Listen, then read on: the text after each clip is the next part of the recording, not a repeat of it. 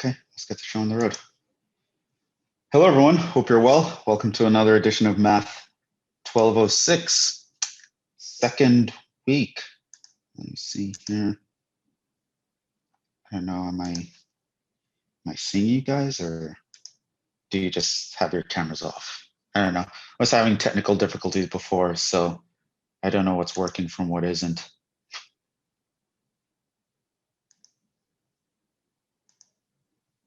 Okay, so now I'm starting to see people.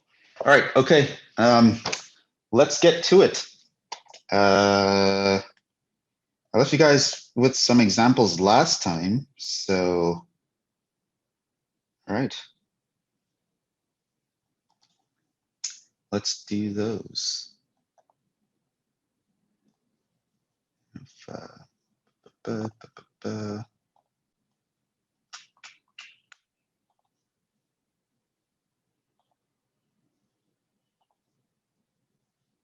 Let me try this time.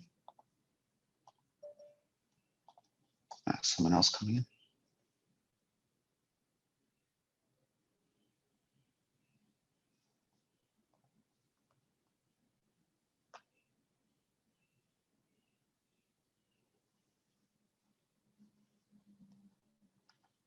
All right. Okay, so I guess before we do these, we need to do a little bit of a review. So this is some trig stuff. So let's go back. So last time we went over limits again. I showed you some strategies for computing limits. So just general strategies for approaching any limit in Calc 1, potentially, right? So no matter what limit I ask you to compute, this is going to be how you compute it, right? So this is a general strategy now, right? So I ask you to compute the limit as x approaches a of f of x. First thing you're going to try to do is plug in the number. And if you get an answer, chances are that's the answer, because it's continuous. And we're going to talk about continuity today, actually. So you'll know what that means. And so that's a nice way to get to the answer. Continuous just means your function is just like smooth. There's no jump or gaps or holes or breaks into it. And as long as you can plug in that point, it's fine. So we had that example here. Limit as x approaches 2 of 3x minus 1. There's nothing wrong with plugging in 2. 3x minus 1 is a line that just continues going. So you plug in 2 and you get 5, right? So as x gets close to 2, you can't get closer to 2 than actually being 2. And so you can get an answer there. The second step would be to simplify so that you can plug in. And that especially works if you're unable to plug in and you want to see, maybe I can kind of finagle things so the problem isn't there anymore from an algebraic perspective. And so that's what you do. So for example, if you had the limit as x approaches 2 of x squared minus 4 over x minus 2, of course you can't just plug in 2. You're not allowed to plug in, right? So then what you do is you simplify, and then you can cancel stuff, and you can realize that that function behaves just like this function, except at the point where x equals 2 specifically. But the limit, remember, doesn't care about being at the point specifically, just getting close to it. So that gives us the answer for once we're able to plug in. Step 3 would be to apply some special techniques. I told you about 3 of them, or maybe 4 of them last time. We're going to see. So we'll skip over that.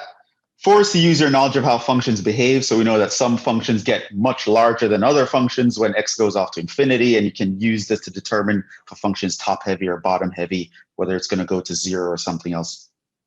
That's useful, right? So we had some of those examples. 5th would be to use a graph or a table of values. So you can look at the graph and see what's happening. We use that strategy on when we looked for the limit as x approaches negative infinity or infinity of arctangent, right? Like there was no simplification. Table of values wouldn't work because who knows what the outputs of arctangent is off the top of their head. But just knowing the graph made it easy. Table of values, you could just actually see whether the numbers are actually approaching something. And yeah, then we did some more examples where we're applying these strategies just to get used to them. and we got to get to some special techniques. So the first one was when you have limits of at infinity of rational functions, it has to be at infinity. This does not work anywhere else. It has to either be x going to infinity or minus infinity. Now, once you have that, all you need to do is worry about the guys with the highest powers.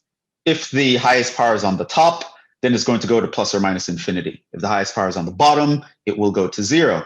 If the highest power on the top and the bottom is exactly the same, then the limit will go to the ratio of the leading coefficients. It'll be the coefficient of x to the highest power in the top divided by the coefficient of x to the highest power in the bottom, right? So that is a strategy. That's for some of you know now. So you can essentially just look at one of these guys and kind of know what the answer is, right? So this first one, the highest power is on the bottom. It's 0. It's bottom heavy. The second one, the highest power is on top. It's infinite. However, you have to be careful with the signs. You need to check whether it's plus or minus infinity because those two are very different from each other. Here again, highest power was on the top, infinite. In example D, it was neither because x was approaching -4, not infinity. I just wanted to see if it would catch you guys, but you guys actually caught on to that, so that's good. Here, highest power is on top. It went to -infinity by us watching the signs. For f, the highest power was the same in the top and bottom, right? It was x to the 4th. So notice that I took the -7, which is the coefficient of x to the 4th in the top, and then divided that by 2, which is the coefficient of x to the 4th in the bottom, right? And so that's a special strategy, special technique. Another special technique was squeeze theorem. If you can get a limit to be squeezed between the same number, then the limit must be that number, in other words. This is super useful, especially when it comes to trigonometry, because a lot of trig functions automatically have this three-way inequality that goes between them, right? So your sine of x, you know, is always between -1 and +1. Same for cosine. Your tan inverse is always between -2. That shouldn't be equality. Why did no one point that out? It's a strict inequality for the tangent, the arctangent. So your arctangent can be approaching pi/2 or approaching -pi/2. So there's a natural inequality here. And I mean, technically to put less than or equal to, it'll still work if you put the equal sign, but just to be pedantic. If I were to square one of these guys, obviously it takes away the negatives. So we had some examples where we used the squeeze theorem. We had 3 of those. There was another special technique, which brings us to the examples that we have today, which is using the special trig limits. So these limits are known. These are known now. We know these guys. You need to memorize these, right? So we just know them. So the limit as x approaches 0 of sine x over x is 1. It also works for the reciprocal. The limit as x approaches 0 of x over sine x is 1. The same is true for tangent. Limit as x approaches 0 of tangent x over x is 1, as well as the limit as x approaches 0 of x over tangent x is 1. And then the limit of 1 minus cosine x over x is 0. The reciprocal doesn't work for that, but you could take negatives and you would get the same thing. So cosine of x minus 1 over x gives you 0. And as I mentioned here, it's very important that the guy on the other side of the fraction is the same as the angle of the trig function, because it won't work otherwise. And that was something that you had to worry about for the examples that we had here. So that's at that point is where I left you to try these examples for next time, which is now. So hopefully you tried those, and let's see what we can do.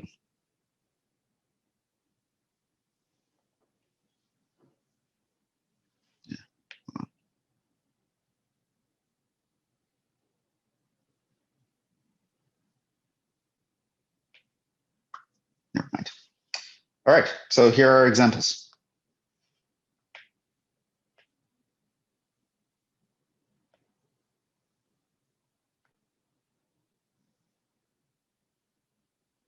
Okay, this guy, what did we do?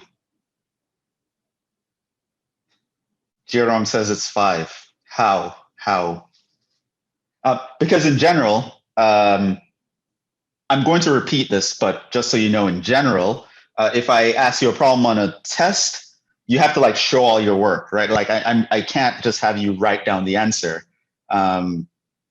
especially because you're taking a test online. So you could just look up the answer, right? Like I need to know that you can go through the steps, why that's the answer. You can actually write out mathematically, coherently, what you write down makes sense, and you know what you're doing. So why would it be 5? How did you get that?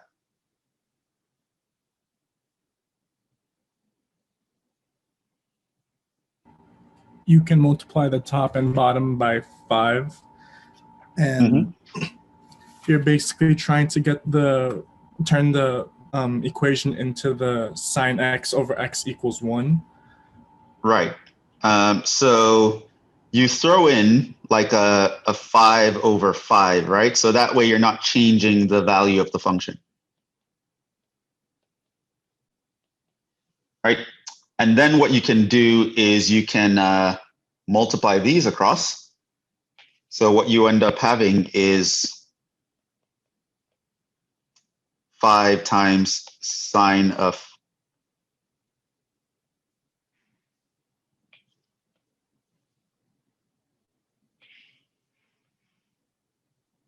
5x over that 5x. Right. So you can get to multiply and divide by 5. And basically what you do is you move one of the 5s inside. And so now you have like this.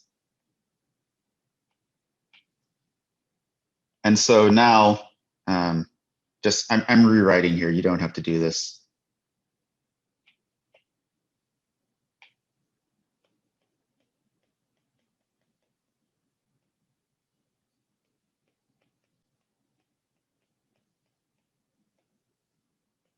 I'm just doing this for emphasis. What you have now is that you have the limit as x approaches 0 of 5 times, well, sine of 5x divided by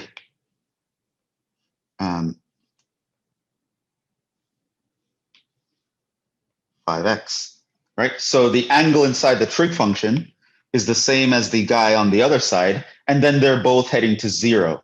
So this whole part here goes to 1 by special trig limit.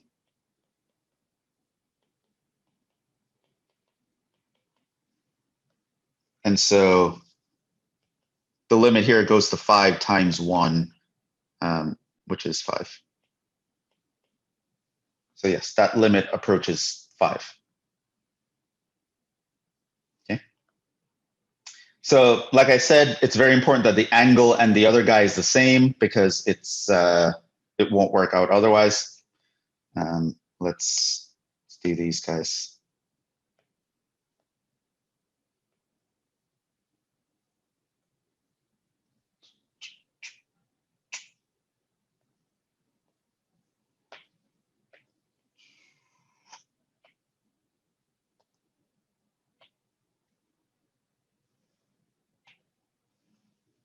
All right, what did you do here? Let's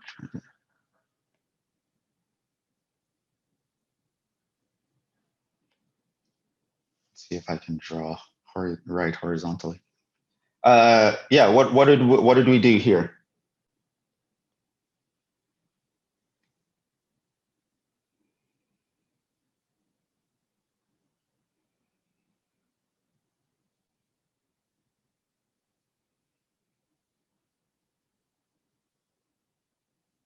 Uh, 5x and 6x.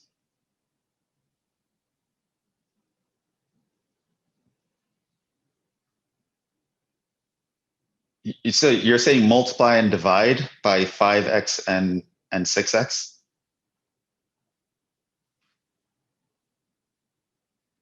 Okay. So yeah, if I'm interpreting what you're typing correctly.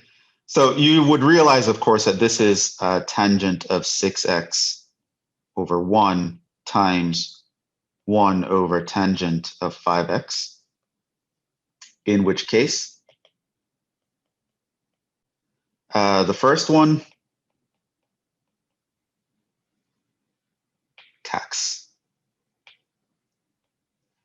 The first one you can multiply by 6x over 6x. And for the second one, you can multiply by 5x over 5x. And then the 6x you can move onto the bottom here.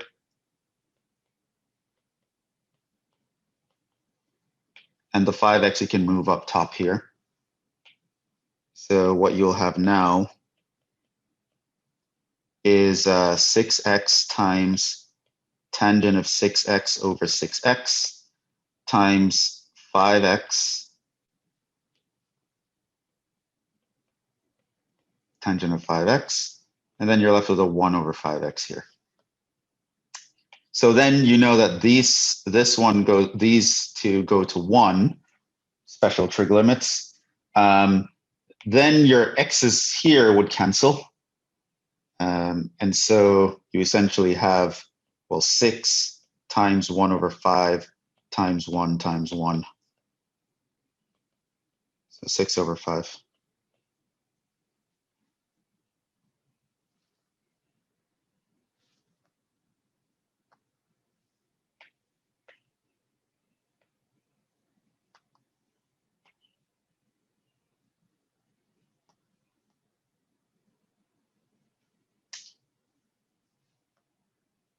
Okay, this one.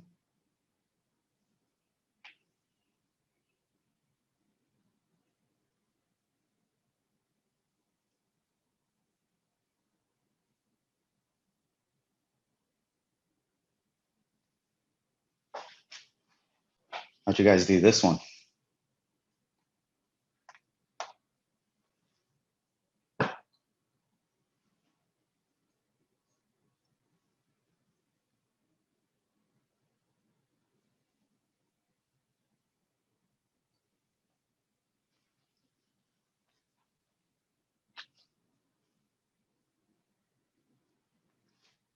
Or did you guys not do it? Like, did anyone attempt it?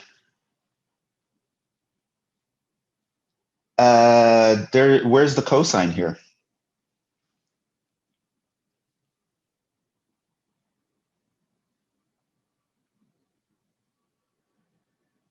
And also there is an x squared in the denominators, so you have to worry about division by 0.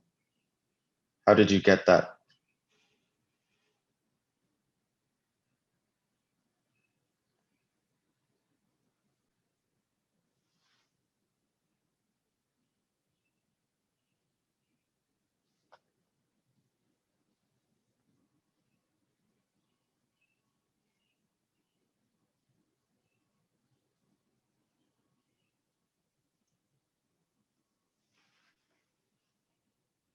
Where did your 1 minus cosine come from?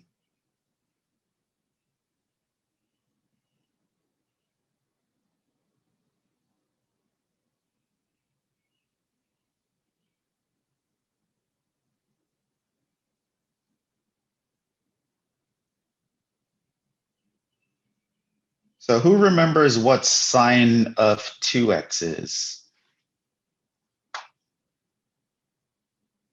Do you remember what sine of 2x is?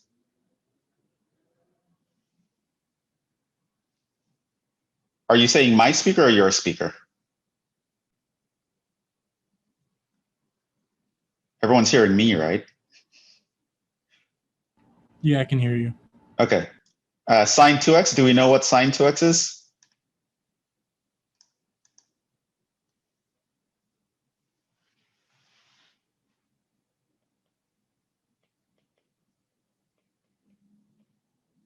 Yeah. We gotta remember our trig. It is assumed that you remember all that stuff. So there's something called the double angle formula for sine and cosine. And for sine, the sine of 2x is going to be 2 times sine x cosine x.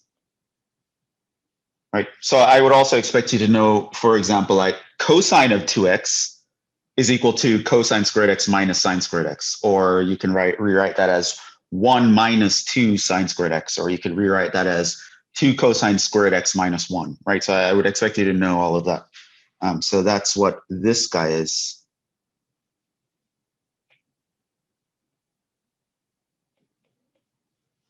Now what you'd realize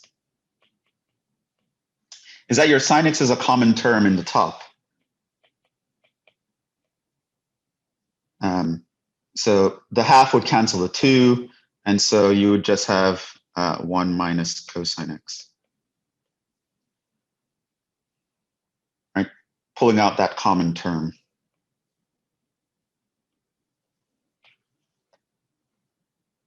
All over x squared. So now what we can do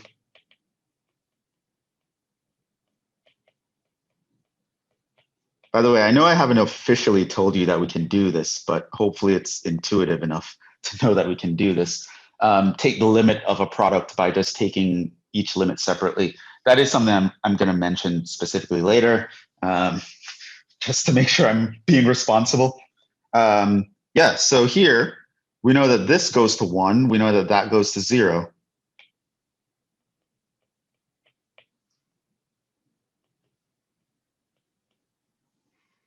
So the overall limit is 0.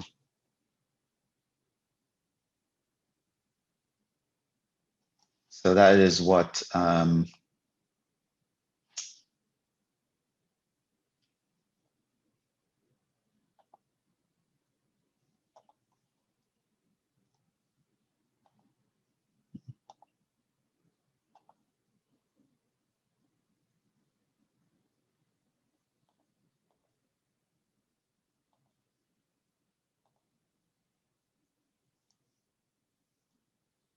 trying to, yeah, because I don't like moving this stuff on the iPad, but my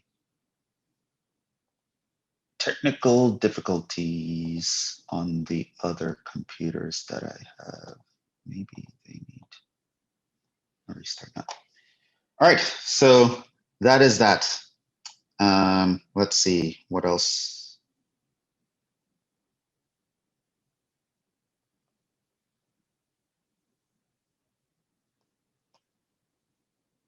Okay. So now we're going to start a new topic. It's an important topic.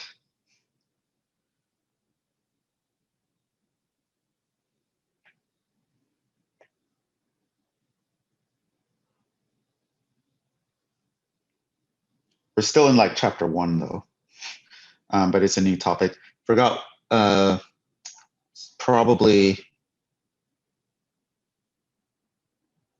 1.6, maybe? I don't remember. But the topic is continuity. So this is going to talk about the property that I actually mentioned before to say that, oh, we can just plug in blah, blah, blah to find the limit, right? So it's actually this property that allows us to do that whenever we do that. So continuity, let's actually talk about continuity. So I'll start by talking about it from an intuitive perspective, but I just want you to know, if I were to ever ask for what the definition of continuity is, it's not good enough for you to say this. I'm going to give you the specific definition pretty soon. Okay.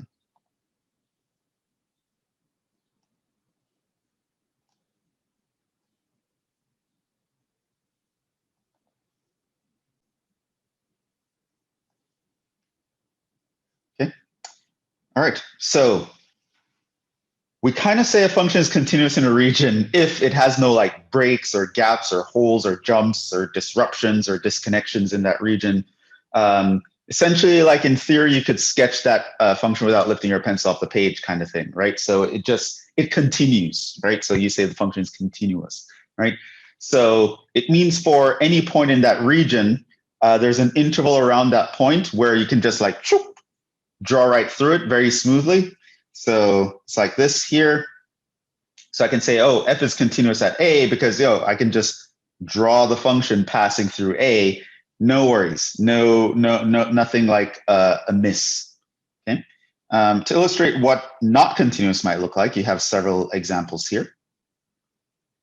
So notice in the first one, I am not able to do what I said I should be able to do just above here. I'm not able to just draw right through that because there's a hole there. The function can't pass through. There's like a hole, right? I would literally have to lift my pencil up to jump over the hole and continue, right? So that is not continuous at the point A. Similarly here, there's like a jump, like I have to go from this side and then jump up to this side to continue, to lift up my pencil to make this jump. So yeah, not continuous at A. Here's another one. I'm going along. I get to this point. I have to jump up here to fill in this part. And then I jump back down and continue here. I'd have to lift up my pencil off the page to be able to do that. So that's not continuous either.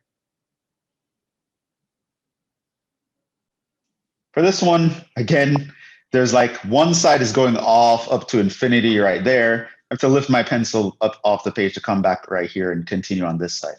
So that's not continuous, right? So intuitively, there's like a break or a gap or a jump or a hole or something, some sort of disruption that the graph of the function just doesn't continue in the fashion that it was going in. And so this is the idea of what it means to not be continuous, right? Continuity or continuous is when that does not happen. So for example, this function here, you can say it's continuous over here and it's continuous over there, but it's just not continuous in general on the whole thing. That's very different. Okay, so I'm going to define continuity in more detail here. And this is pretty much what it means. This is exactly what it means to be continuous, right? We say a function is continuous at a point, x equals a, if the following equation holds, right? And let me just do this again. I know I do this almost every day, but I might as well do it now in case you guys want to follow along.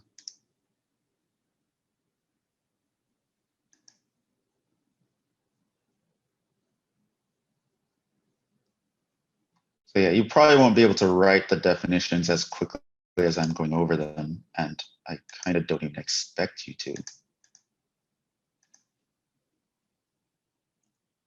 So there again is the link to the notes where you can actually like follow along with what I'm saying here. Can have it up in a second screen or something. All right, so that is what it means to be continuous. This equation holds. The limit as x approaches a of f of x is equal to f of a. That kind of tells you that, oh, you can just plug in a for x, right? That's basically what it means. Whenever you're allowed to do that, and these guys give you the same answer, we say that a function is continuous at the point x equals a. So that's what it means to be continuous at a point. There are different levels. You can just say f is continuous, period, in general, if it's continuous at all points in its domain, right? Which means that this equation is true for every value in its domain, right? And if that is true, we say a function is continuous, like just in general. This is a continuous function. When someone says this is a continuous function, what they're saying is it's continuous for every point in its domain. And that's not actually true in general. If something is not continuous, the phrase we use is discontinuous. So that's the thing we use. And we also use the phrase continuous everywhere to say that it is continuous for all real numbers. So if it's continuous on the entire real line, on the interval from minus infinity to infinity, this equation holds, then we say it's continuous everywhere. Okay, so just so we're known. All right, now it might seem strange to you that this one equation here can fully encapsulate, can fully cover all possible cases of something being continuous or not. And so I just kind of want to show you that this equation is the only thing that we need to care about to know that a function is continuous. Now, let's look at the example of being continuous, which it's going to seem very obvious from this. Now, if I were to say, if I were to ask you, what is the limit as x approaches a of f of x? You realize that as you get close to a from either side, you're on this side here, you're getting closer and closer. The output that you're approaching is the value b, as you can see from this example. Now, if I were to ask you, what is f of a? As in, when my x is the value a, I would literally just plug it in, right? And that would actually give me the output b. So this means that your limit as x approaches a of my f of x is actually equal to f of a. They're both actually equal to b. Okay. So that would seem a little bit like, okay, nothing special there. All right, I see what you're doing. I don't really know where this is going. But it's actually a lot more instructive to look at the examples of not continuous, right? So how would we know that this is not continuous, right? This is just some random function. Let's say we didn't even know what the graph is, but we can know the formula for it. How do we know that this was not continuous, right? Clearly, we can see it's not continuous, but how can we show it? Well, you'll notice here that the limit as x approaches a of our f of x, that is equal to b, right?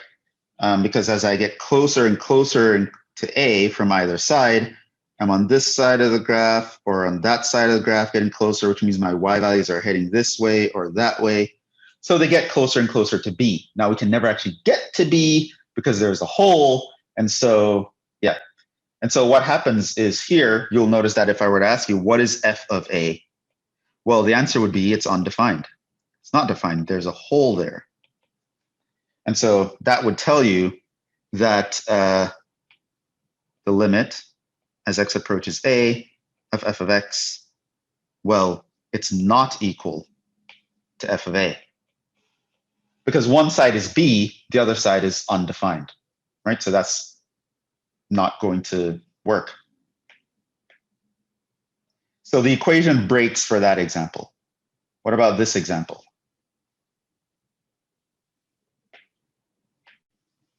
Here, I can say limit as x approaches a of f of x.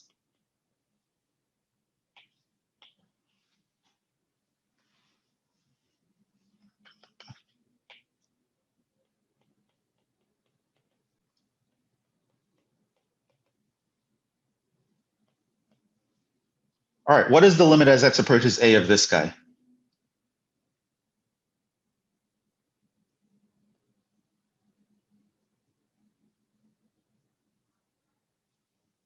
Someone tell me, what's the limit here?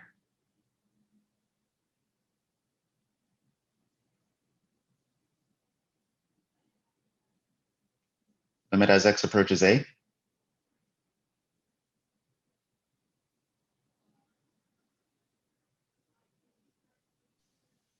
Is it b? No.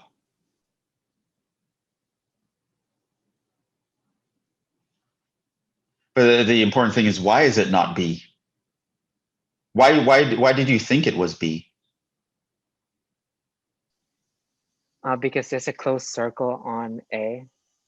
And b. Right, which means at a, it's equal to b. But remember, limits do not care about being at the point. We only care about getting close. Right? If you get close to a, does your y value always go to b? Well, notice that if I'm getting closer and closer to a here, getting closer and closer and closer here, which means I'm going up, up, up here. So that's getting closer to b. However, if I'm on this side, then that means I'm on this side of the graph, which means I'm going down here. That's actually closer to c. I want you to notice that what I just showed was, or what I just illustrated, was the, if I'm approaching a from the left, the limit is b. And if I'm approaching a from the right, the limit is c, right? Now, clearly there's a gap between b and c. They're not the same thing. Therefore, this is not that, which means this does not exist. Right? It's very important that you know how to tell a limit exists or not from a formula as well as a picture, right? Remember, it does not matter where things are filled in. The limit does not care at all about being at the point. I mean, right here, there was like an open circle. It didn't exist. However, the limit still existed.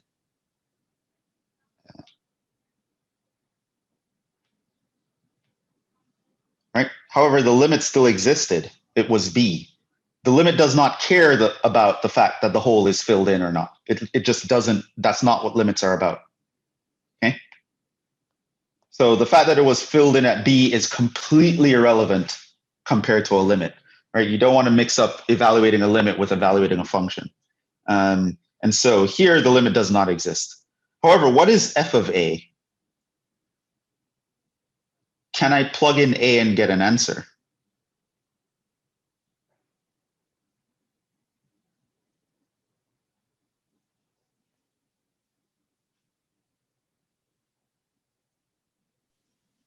Yes, Yeah, what would it be? it's b. It's b, right? So that's b. However, the limit does not exist. And then the other side gives you b. So again, the limit as x approaches a of f of x is actually not the same as f of a. Because one side gives you b, the other side does not exist, right? So this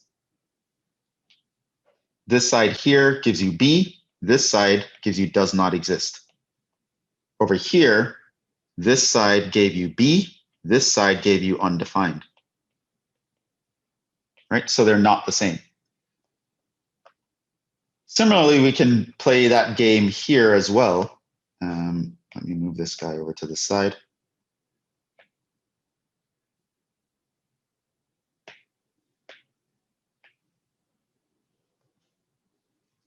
Looking at this function, my limit as x approaches a of f of x is actually equal to b, right? Because as I get closer and closer to a from this side, I head like that. This means my outputs are crawling here. If I get closer and closer to a from this side, it's like that. So I'm crawling here. It's approaching b. If I were to ask you, what is f of a, though? Like if I plug in a, what is it? Well, the output is c because that's where it's filled in right here. And again, those two aren't the same, right? So again, you'd realize that the limit as x approaches a of f of x is not equal to f of a because f of a is c while the limit is b. They're not the same. Same thing over here. Similarly, we would have the limit as x approaches a of f of x does not exist because from the left side, we're going off to infinity. From the right side, you're not.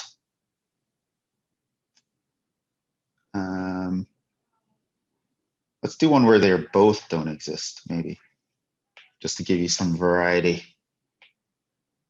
Let's make this a whole.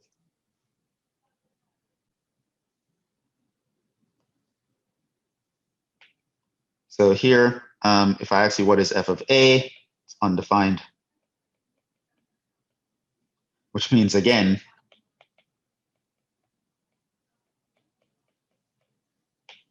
these are not the same. In fact, it doesn't even make sense to even write this equation down in the first place because neither side is a thing. Both sides are like nothing, like they don't exist, right? So yeah, notice that in every situation in these illustrations where I was not continuous, I could actually show that this equation breaks. And there's an infinite number of examples, but I can tell you for sure, every time you're not continuous, it's because this equation is not true. So turns out that this very small equation can encapsulate the intuitive idea that, oh, I can draw through it without lifting my pencil off the page. Once this equation is true, then that will be true. So whether or not we know how to sketch the graph of this function, we can tell when it's continuous, when it has this property. Okay, and if it's not continuous, if it does not have that property, then this equation is going to fail. Now,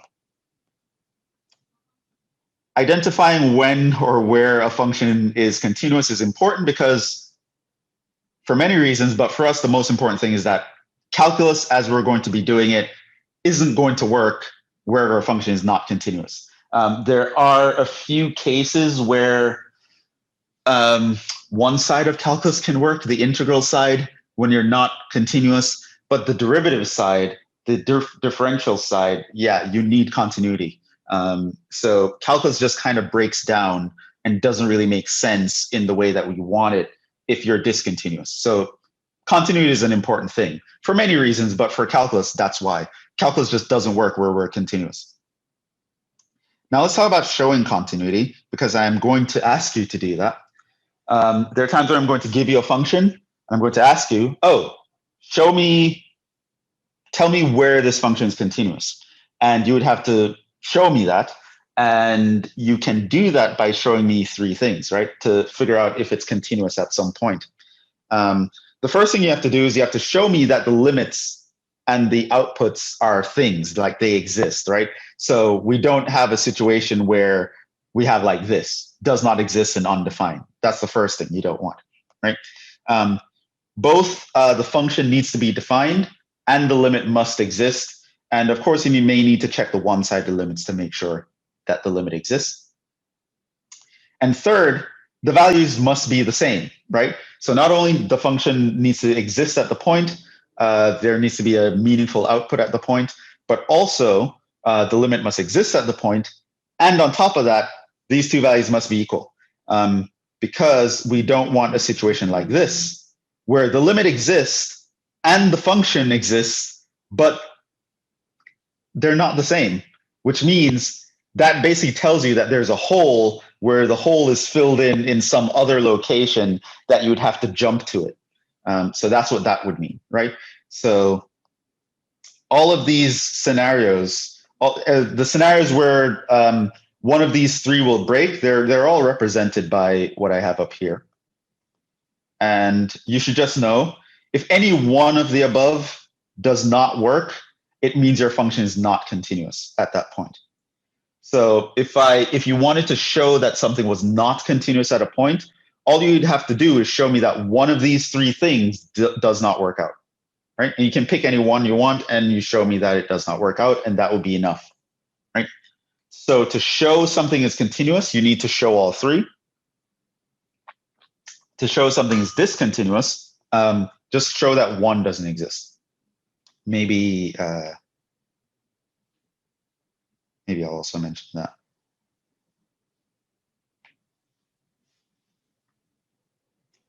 So to show f of x is continuous,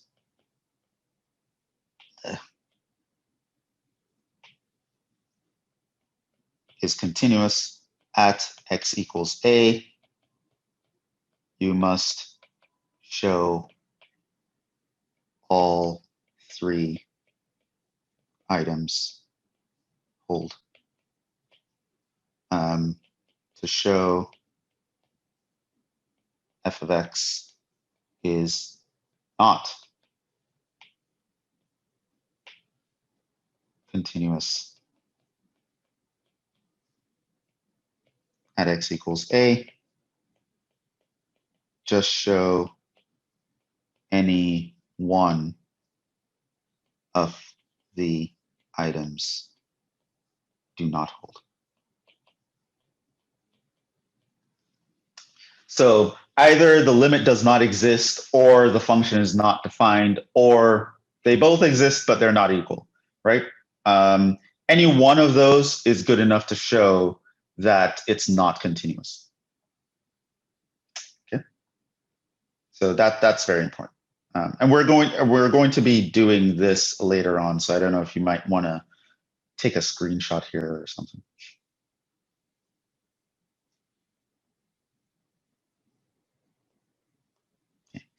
Now, while we're here, we might as well talk about the elementary functions, the elementary continuous functions. So it turns out that there are some classes of functions for which we know, and from now on, you can use that fact without justification, that they're continuous on their domain, right? They are continuous functions. And we call these the elementary continuous functions. And there are basically 6 types. So polynomials are one of them.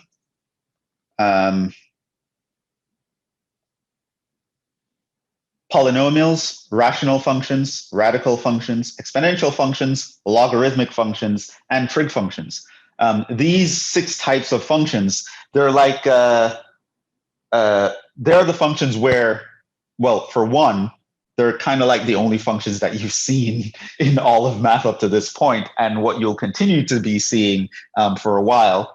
And they just work everywhere on their domain. So we know this, and we can know that we know this. Like, this works, right? It was proven. I'm not going to prove it for you here, but we can prove that these guys are continuous on their domains, right? So for polynomials, the domain is all real numbers, and the idea is for any possible number, you will have continuity. That equation will hold for that number. For rational functions, obviously the denominator cannot be equal to 0. For radical functions, it depends on whether you're taking an even radical or an odd radical. If you're taking like a square root, a fourth root, a sixth root, etc., then what's underneath the radical needs to be 0 or bigger. But as long as it is, your function is continuous. You can continually draw it without there being a hole or a gap or a break or anything once you have that. If it's an odd number, like a cube root or a fifth root or a seventh root, then it's continuous everywhere on the entire real line. You'll always be able to plug in a number and get an answer, and the graph won't have any disruptions. Exponential functions are continuous everywhere. So as long as your input is just x, it'll work for any x. For log functions, though, it is only continuous on strictly positive x's. So here, your x has to be strictly greater than 0. And that's where log functions are continuous. You can't have the log of 0. We had that undefined. It's one of the things we memorized. You also can't have log of anything less than 0. Then we have the trig functions and the inverse trig functions. So these guys are also continuous on their domain. So as long as you're in the domain of the function, so you're not dividing by 0 or anything, you will be continuous. So the sine function and the cosine function, they're continuous everywhere. Tangent and secant, they're not continuous where the cosine is 0 because they both have cosine in their denominators, but they're continuous everywhere else. For the cotangent and cosecant, right, they're continuous as long as your sine function is not 0. So those guys have some restrictions. So I also kind of expect you to know, i.e., x is not equal to, cosine is going to be 0. I do expect you to know when cosine would be 0. It's at odd multiples of pi over 2.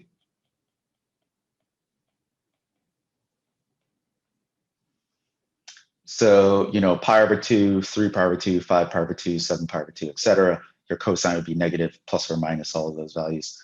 Your cosine would be 0 at all those values. And your sine function is 0 at any multiple of pi. So plus or minus pi, plus or minus 2 pi, plus or minus 3 pi, etc. N is any integer.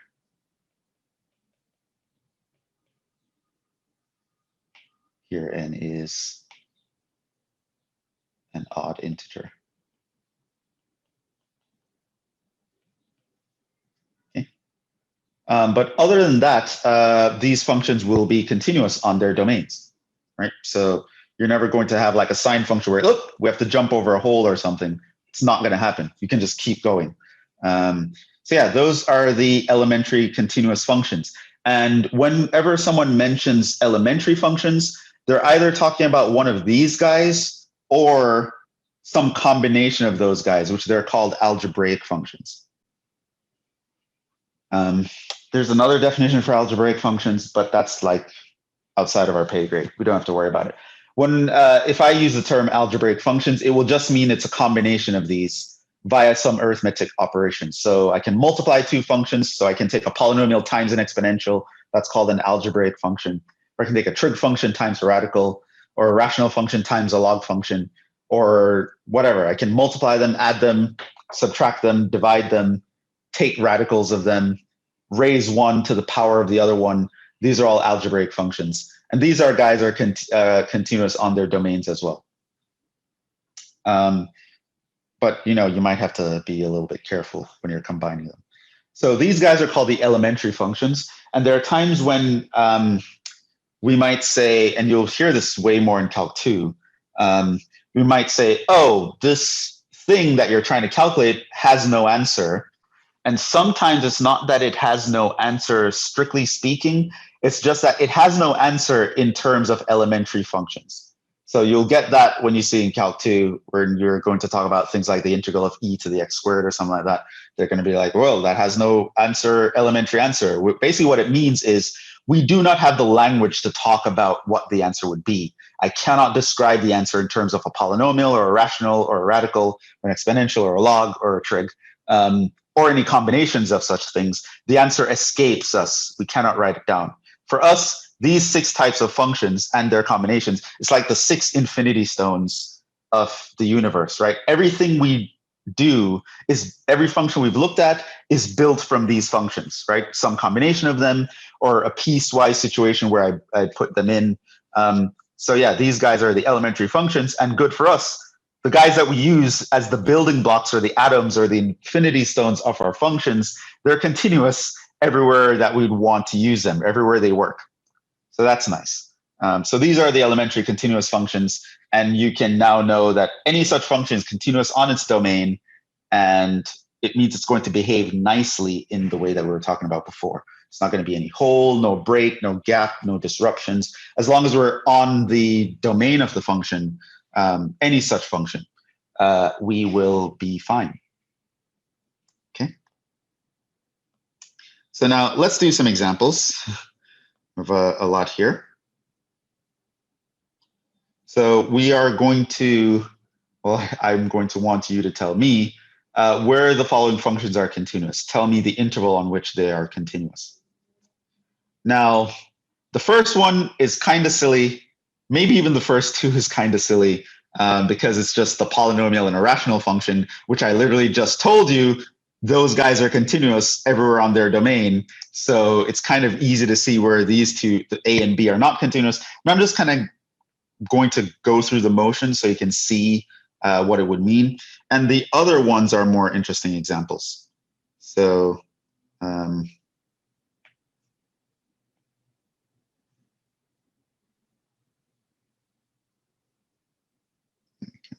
these.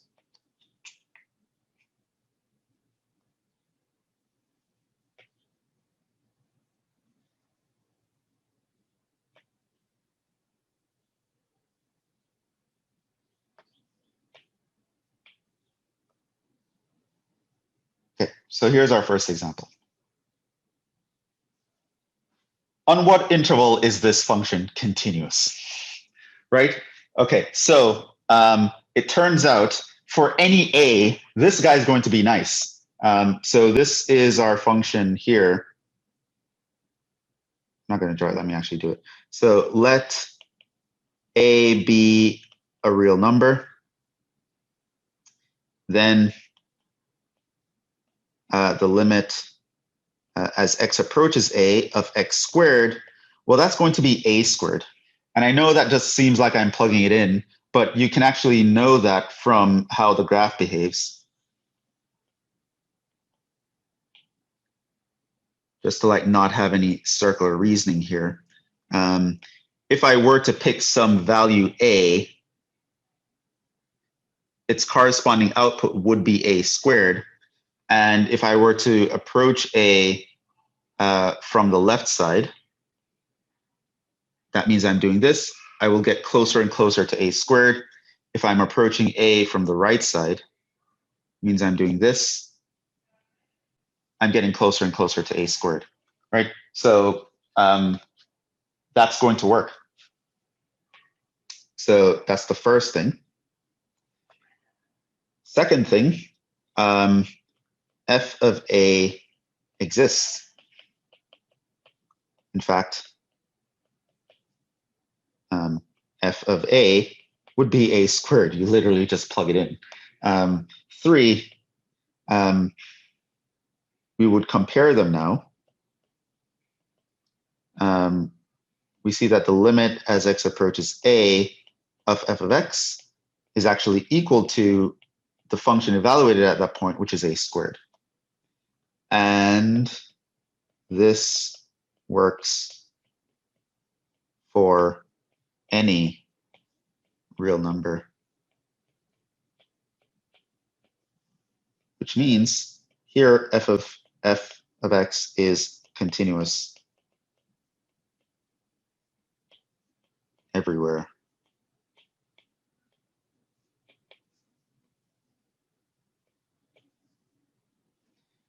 Okay, which understandably it was kind of silly going through this example, but I just want you to kind of see how we're going step by step, what we need to talk about, what we need to show that something is continuous. You have to show that the limit exists. In this case, it was a squared. You have to show that the function is defined at the point. In this case, it was a squared. Then you compare these two values. They're both the same. They're both a squared. So it means we're continuous at the point x equals a. But here, I assumed a was any real number, which means that this is going to work for any real number, which means that this is going to be true. This one is also going to be a bit silly, but a little bit less silly of an example than the last one. You do have to be a little bit more careful for this one because you have potential division by 0 here. So let's look at A. So here you'll notice that if our A is not equal to 1,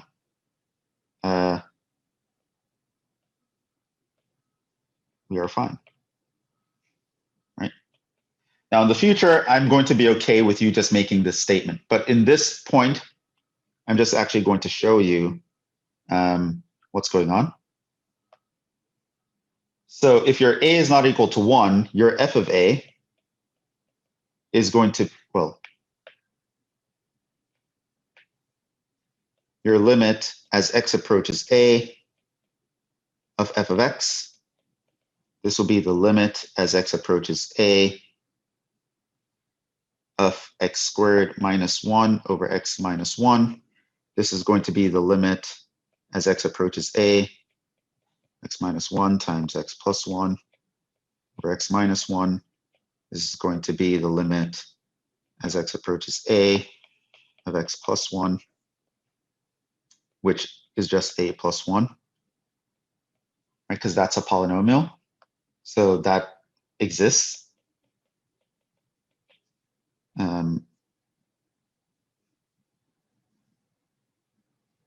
And 2, f of A would just be when I plug in A here, which again is just going to be A plus 1. And remember here, A is not equal to 1, so this is defined, and that is just a real number. And so 3, if I look at the limit as x approaches A of x squared minus 1 over x minus 1, that is equal to f of A, which in this case is A plus 1. They both would give me the value A plus 1. You could also just say, well, anything that's not 1 is in the domain. Or you could say, well, any A not equal 1 is in the domain of f of x equals x squared minus 1 over x minus 1.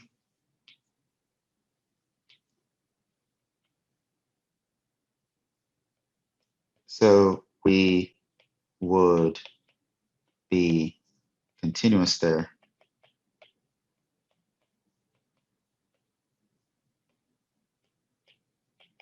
By the above, since f of x is a rational function.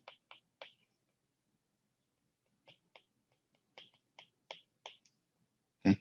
But either way, you can just know that if we're not at 1, we're fine. So now we're going to say if our, technically I want to say x is not 1 here, but your x is approaching a, so you get the idea. If your x is equal to 1, now you have to go through the whole thing again. 1, the limit as x approaches 1 of f of x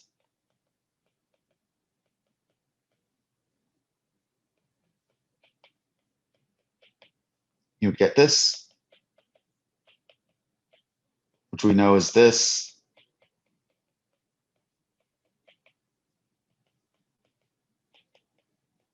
which we know is this, which we know is 2. So the limit exists. Second, when I say f of 1, that would be equal to, well, 1 squared minus 1 over 1 minus 1, which is undefined.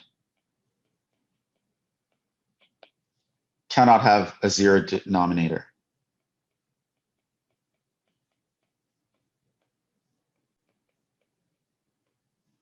Now immediately, since 2 doesn't hold, this means your f is not continuous.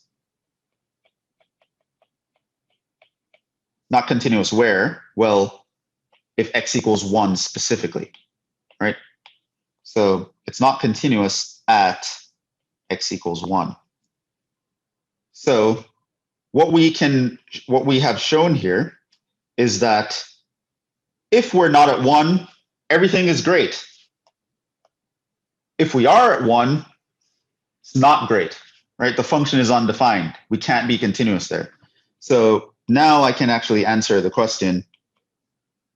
This means that our f of x in this case, it's continuous on the interval not including 1.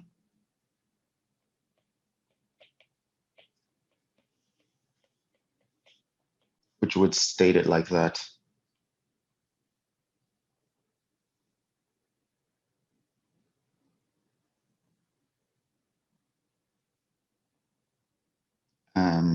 Let me just mention here.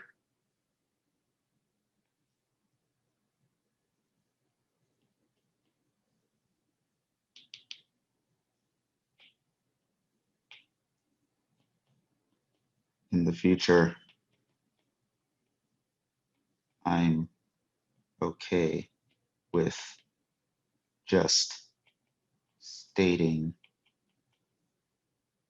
a fact like this whenever true without justification.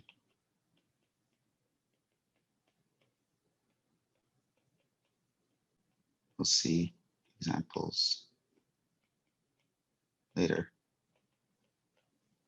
Okay, so just so you know, if I were to ask you to show that this is not continuous from scratch, a fully answer, fully worked out, showing all your steps from my perspective would be someone saying, if x is not 1, we're fine. And then they immediately jump to this step and show that at 1, we're not fine. And then they can make their conclusion. We're continuous as long as we're not at 1, right? And they're not going to have to justify to me that this statement is true, because it should be obvious to them, well, that's a rational function. We know it's continuous on its domain, and anything that's not 1 is in the domain. So we know we have continuity as long as we're not 1. So we are fine. Yeah.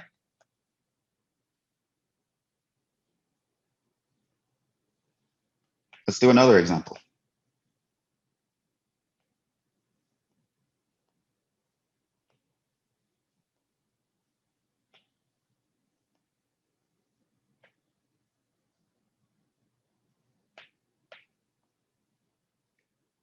Slightly trickier one.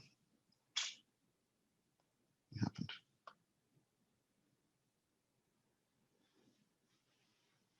Now it's a piecewise function. So now it's a piecewise function. Where is this continuous?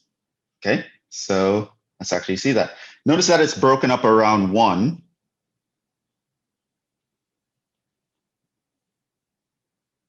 Piecewise function.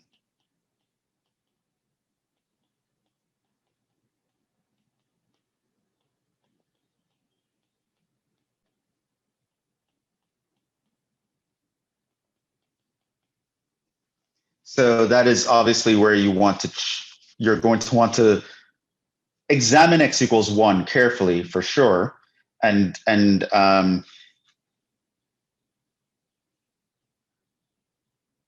So I want you to notice that.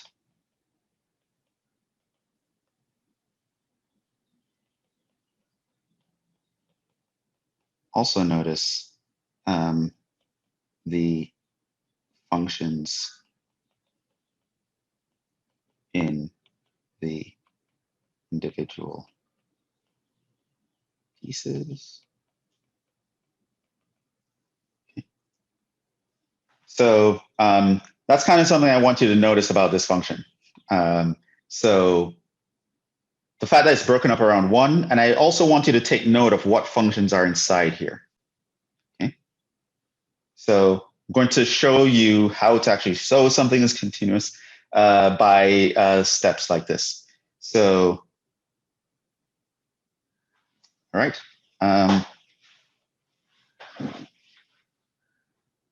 First, what I would say, how you'd want to approach this is identify potential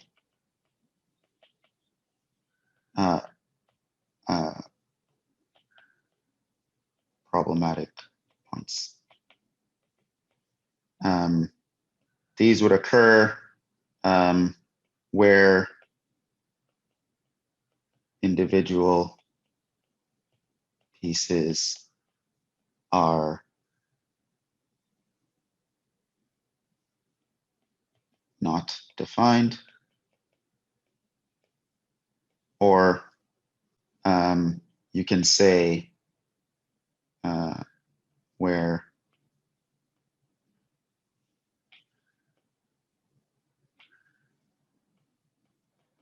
points where a piecewise function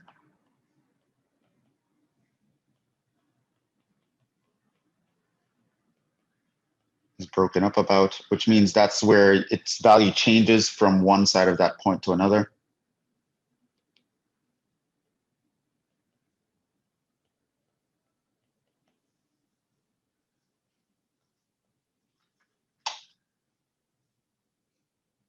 Etc. Then what you're going to do is you're going to immediately state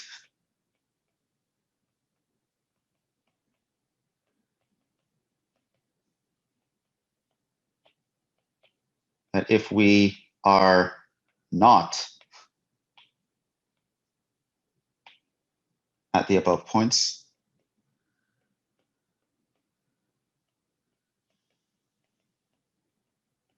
we are fine.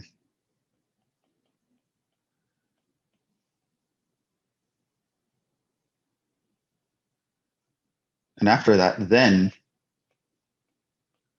proceed to examine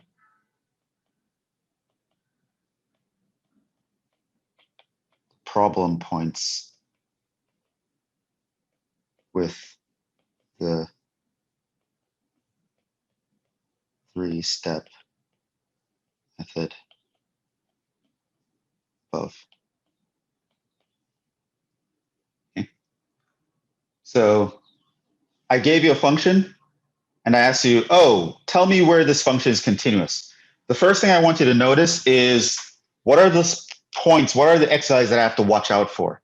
So here you're going to watch out for where a piecewise function is broken up about. You're also going to watch out for where the individual functions might have issues in the piecewise function and anything like that. Anywhere where you can see, oh, potentially there's going to be a disruption here. Because in a piecewise function, if something is different on either side of one, it might not connect. So you'll want to actually check that. So that's what's going to happen. So here, you'll notice that x equals 1 is literally the only problem. Because if we look at this guy, that is a rational function. We know that they're continuous on their domain. Anything that's not 1 is in the domain. So this guy is fine because we're not at 1 when we take that definition.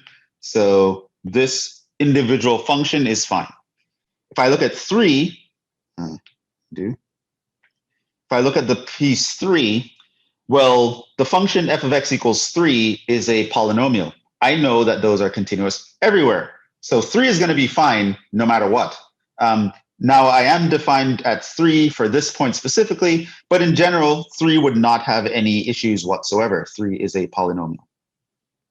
So the individual functions are fine as far as I can tell. Then now what I realize is that, oh, so my piecewise function is broken up around x equals 1. This might be a potential issue because if things don't match up correctly, that's a potential issue. So here, x equals 1 is going to be the only issue.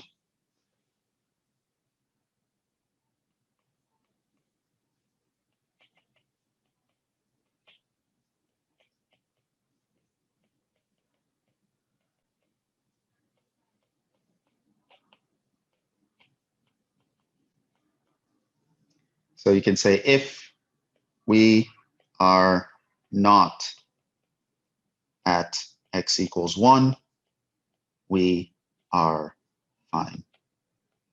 Right? So you make that statement, right?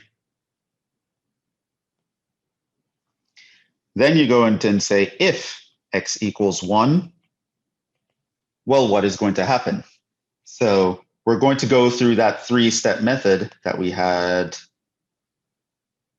up here, right? It said this is how you would show something is continuous, or show it's not continuous by showing that it breaks one of these 3 things. In either way, to show it's continuous or not, you're going to have to go through these 3 things.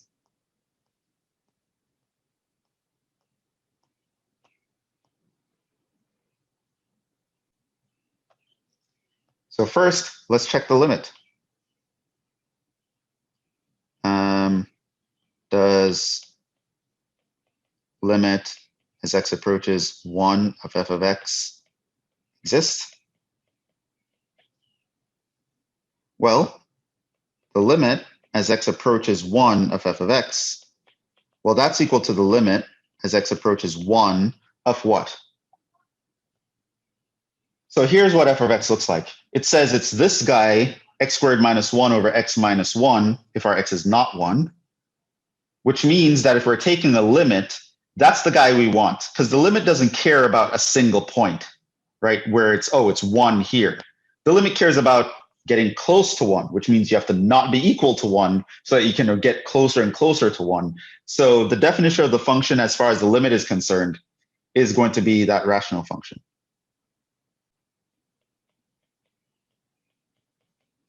And we've shown this a bunch of times, but I'm just going to write it out so that you can see what the fully worked out answer would look like.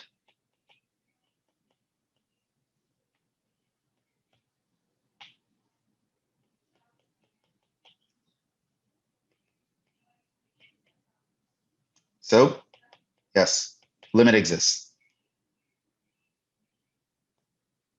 Okay, second, is f of 1 defined?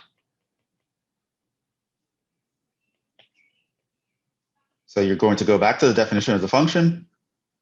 You're going to say, well, is f, do we have a meaningful output at x equals 1? And the answer is yeah. When x equals 1, the output is 3.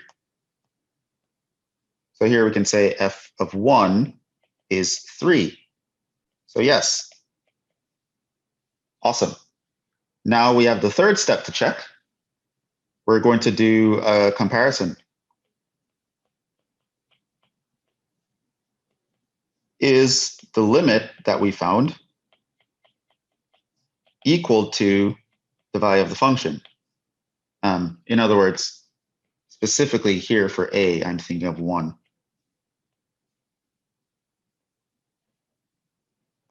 And at this point, you would say no, right? So that's a problem.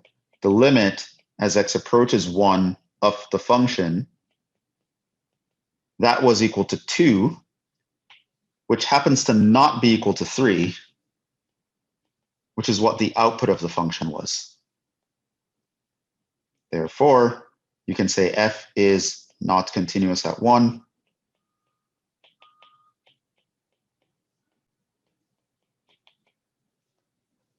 Therefore, we can actually make a conclusion now. We know that if we're not at 1, everything is great. However, at 1, things aren't great, so it's great for everything other than 1. Okay, cool. This means that f is not, I want to state where f is continuous. F is continuous on minus infinity to 1, union 1 to infinity.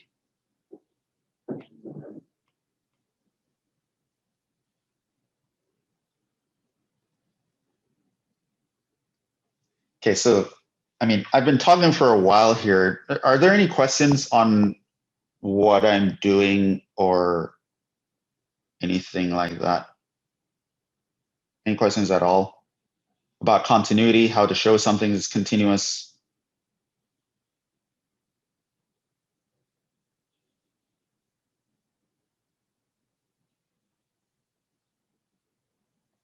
Anyone? Bueller? We're all understanding so far?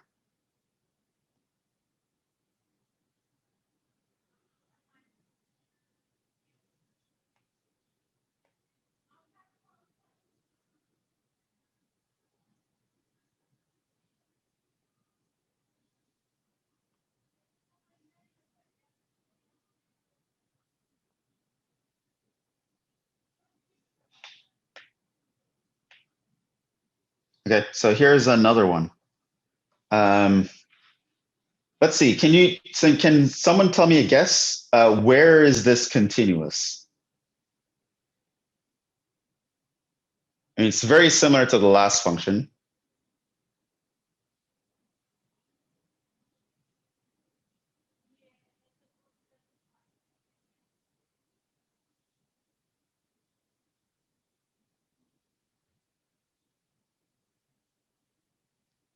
What do you guys think?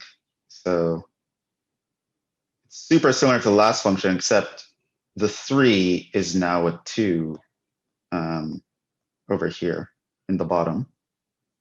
But other than that, this whole thing is essentially going to be the same calculations.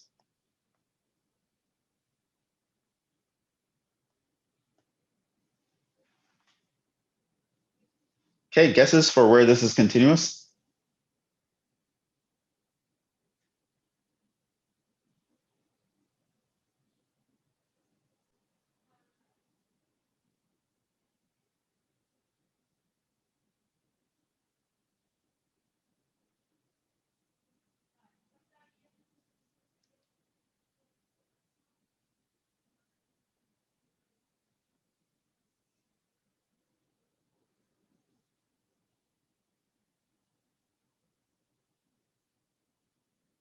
Guesses?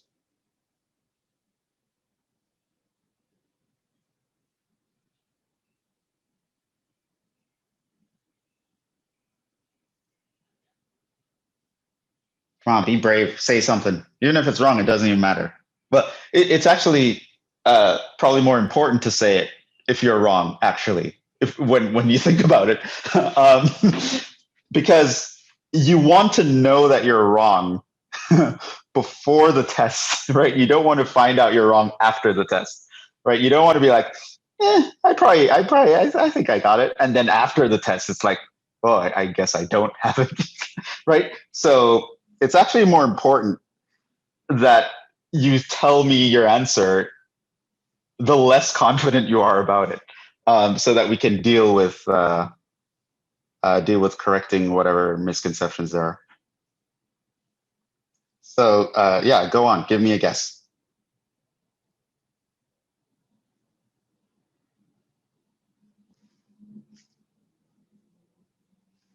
You can type it in the chat, or you can, because I can see the chat right now.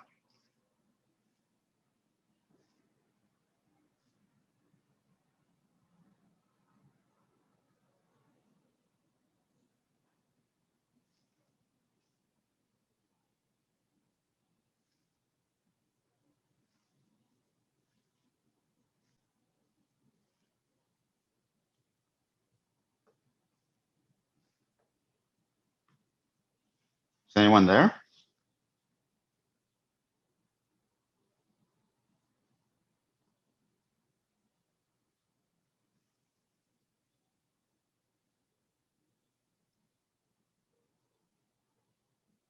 Yeah, who was talking before? Was it Afwan or Jhevon? You guys have any idea? I think you guys were speaking up before. My guess is that it has to be like negative infinity to 1, because at 1 it's like undefined. And Okay. it's not undefined, but it's 2, but I think it stops being continuous there. And I think from 1 to positive infinity. Right, but are you including the 1 or not? No, I'm not including the 1. Okay, so why you think 1 is the problem? Because I imagined in the graph, like at 1, there's like an unfilled circle. So like it stops In the graph of being what? continuous. In the graph of fx. There's an unfilled circle. Yeah. Where would that From the be? negative side. At 1, because like you have like 2 and you also have like. Well, technically it's filled in, right? Because here at x equals 1, I told you the output is 2. So something is filled in. Like we filled in something artificially. Right? So I know what you're saying. If we only had this function here, if we only had this guy here,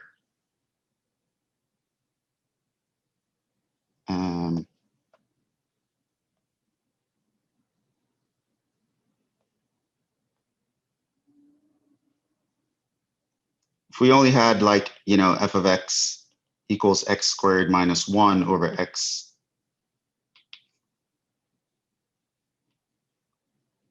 minus 1, right? If we had that,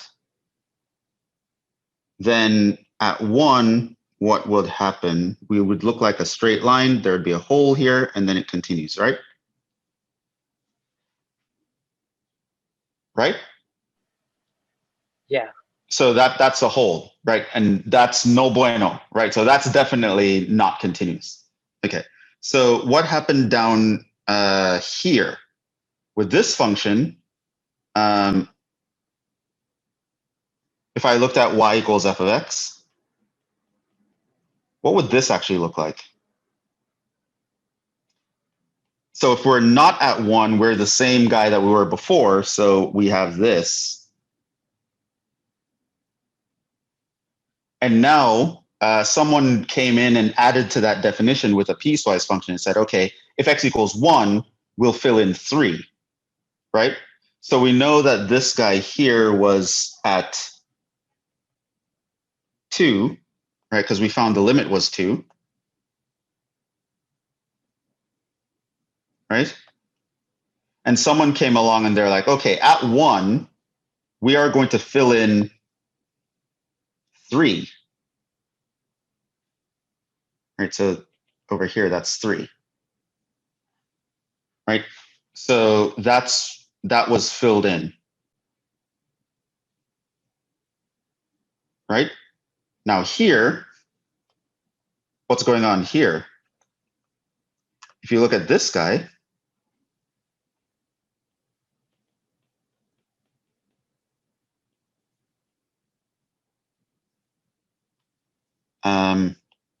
if we're not at 1, it's the same guy. I chose the same function because I wanted to be able to follow the illustration, right? So we already know what the limit is going to be. It's going to be 2. So I know that this hole is at level 2. Now someone came in and they said, okay, when x equals 1, what we're going to do is we're going to fill in the output at level 2. So someone comes in here and they're like, all right, when x equals 1, I'm going to fill this in at the level 2. Right? So this is me saying that my f of 1, I now decree the value is 2, right? As opposed to here, where I was like, at this point, I was like, my f of 1, I now decree to be 3, right? I now declare f of 1 equals 3, right? That's what this guy did. This other guy came here and is like, I now decree this to be 2, right? So this is what we have. So now the question is that still not continuous? Do you have a circle that's not filled in?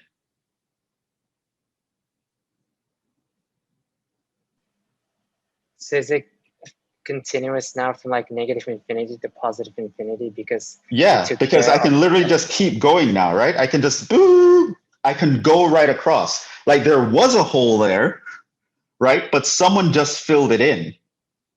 You see what I'm saying? Like this guy, so up here, there's a problem. All right, like we can't be at 1, can't do anything about it. This guy tried to fix it, but he filled in the hole in the wrong position, right? Like, dude, you had one job, right? He tried to fix the hole, but he didn't. He put it in the wrong location. This guy, where are we? This guy sees the hole and he actually fixes the hole. He fills in the point at the hole, right?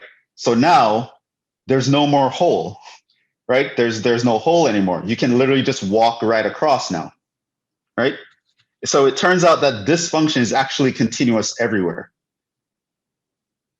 right? And you can see it now. So what would the full solution look like? You can say, well, if x not equal to 1, we are fine. So now, if x equals 1, let's go through the steps. First, does the limit exist?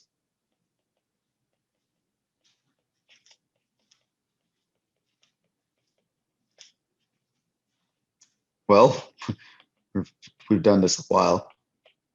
I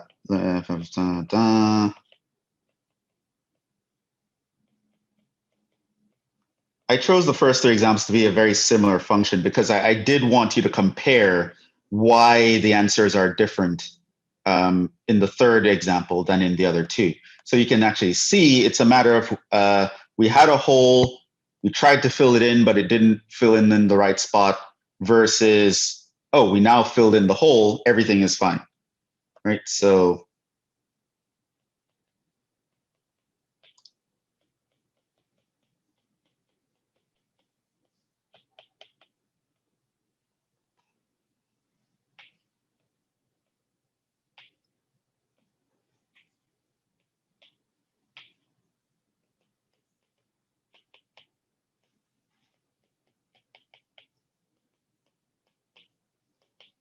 yes, the limit exists. 2, we can say, is f of 1 defined? And we now were given that f of 1 is 2 by definition. So yes. We now go to 3 and we compare. Is the limit as we approach 1 of the function equal to the value of the function at 1? Well, my answer here is 2. And my answer there is 2. So yes, they are equal. The limit as x approaches 1 of our function is 2, and that actually is what it is defined at that point. So this means our function is continuous at x equals 1. So if it's continuous at x equals 1, and it's continuous when x is not equal 1, that means it's continuous all the time. It's always continuous, right? Whether we're at 1 or not, it's continuous. So this means f of x is continuous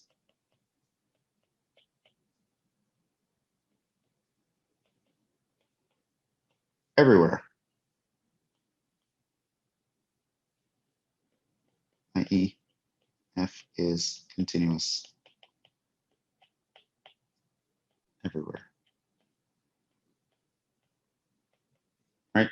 What essentially happens is this function is now equivalent to the function just x plus 1, right?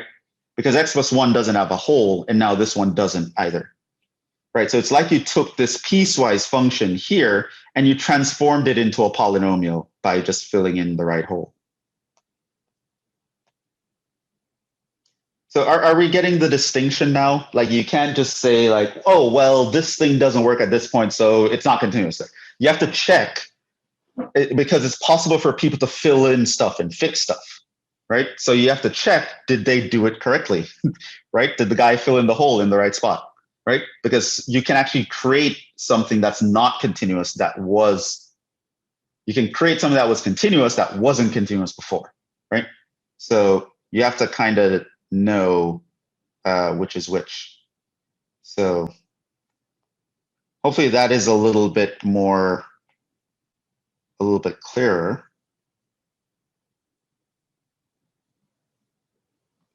I don't want to copy.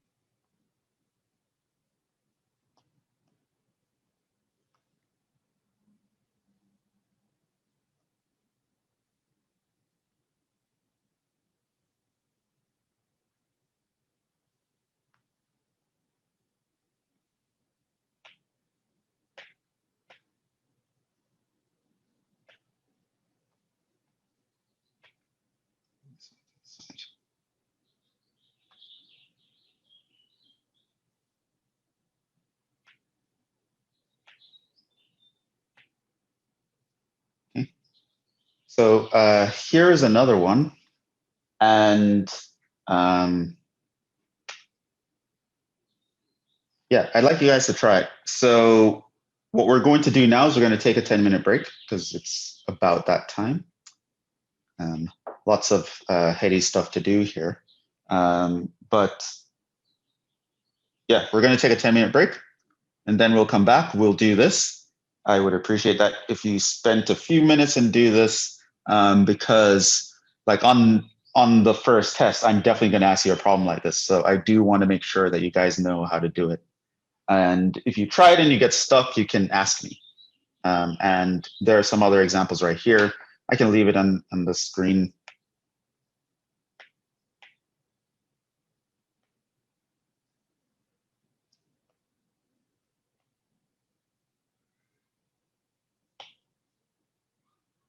So we'll go on break, but in the meantime, you might also want to try to check if you know how to do these.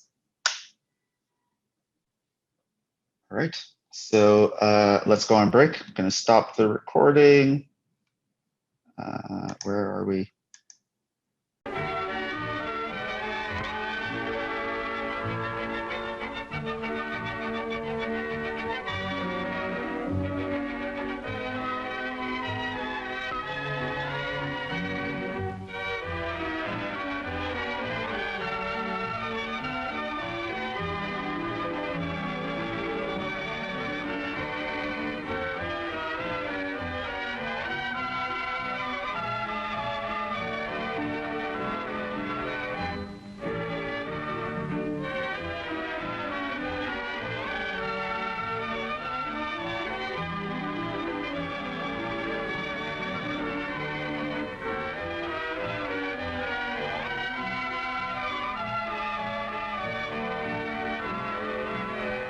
The show will start in 9 minutes.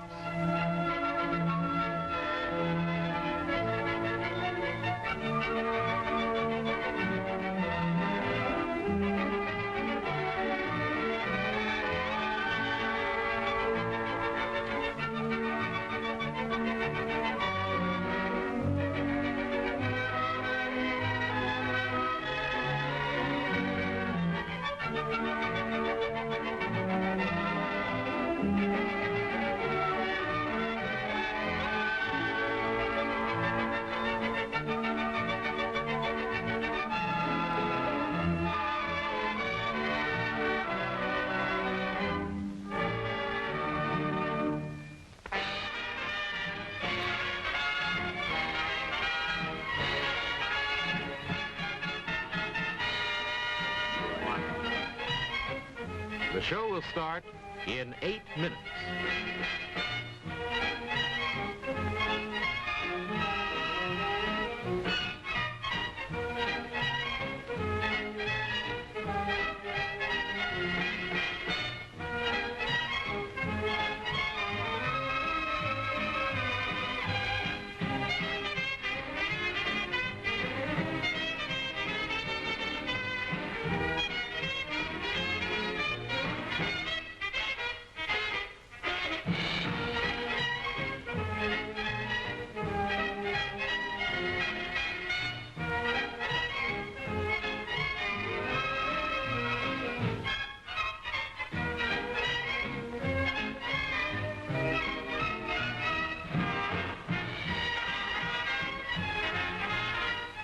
The show will start in 7 minutes.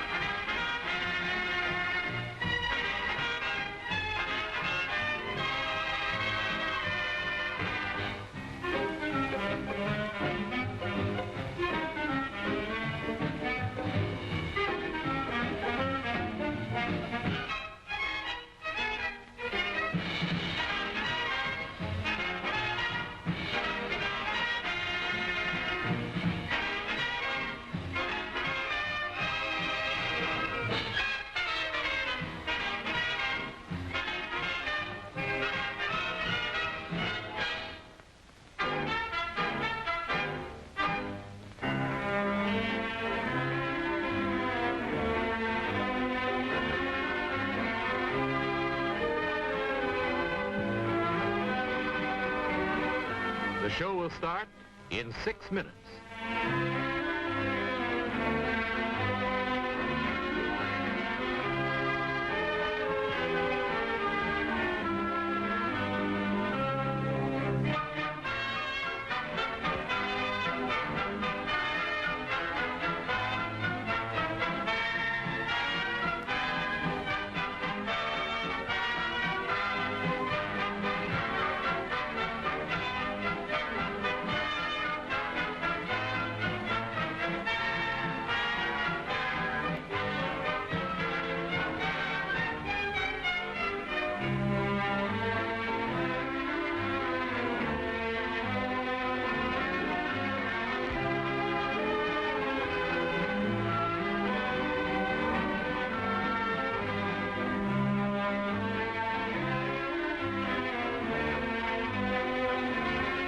The show will start in 5 minutes.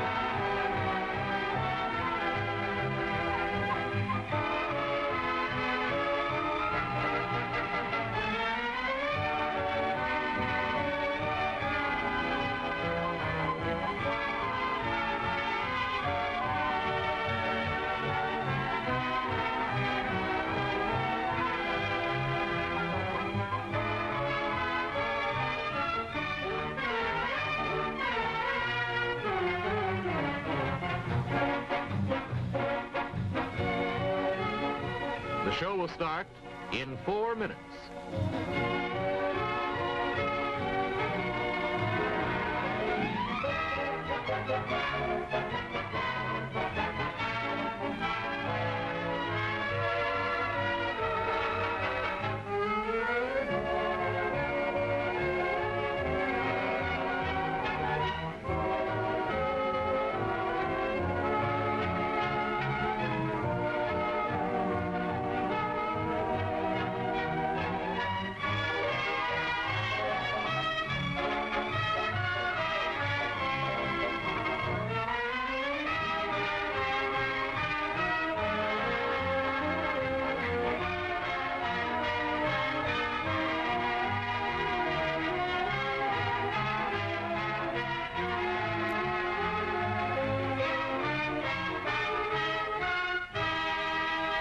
The show will start in 3 minutes.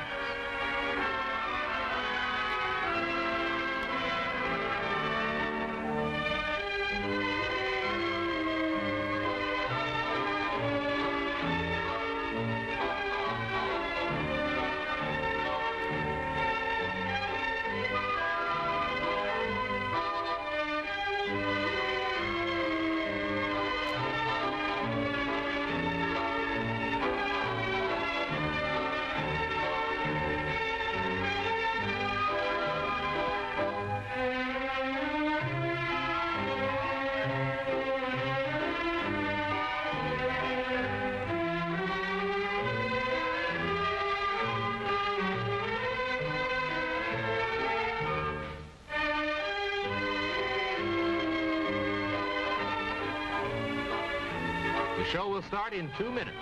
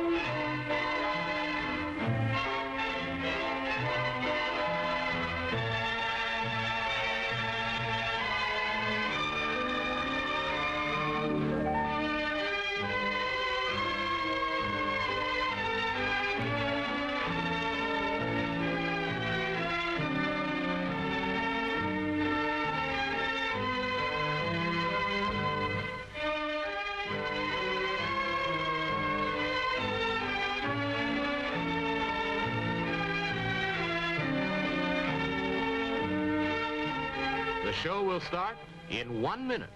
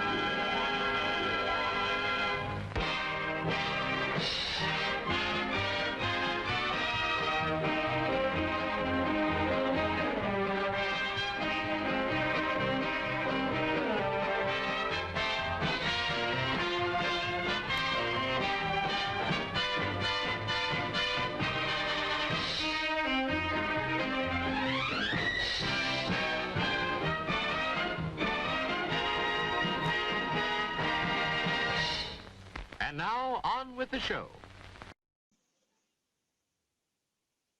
Okay, we're back. Hopefully you tried something. Let's see how it's going to work out. Let's just move these guys off to the side.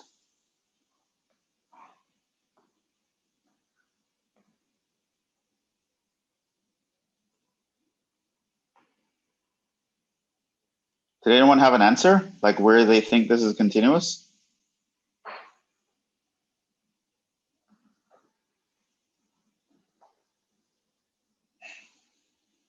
So looking at this here, we would see that we have a problem at x equals -2, but we're not at -2. Okay. Here No problem anywhere.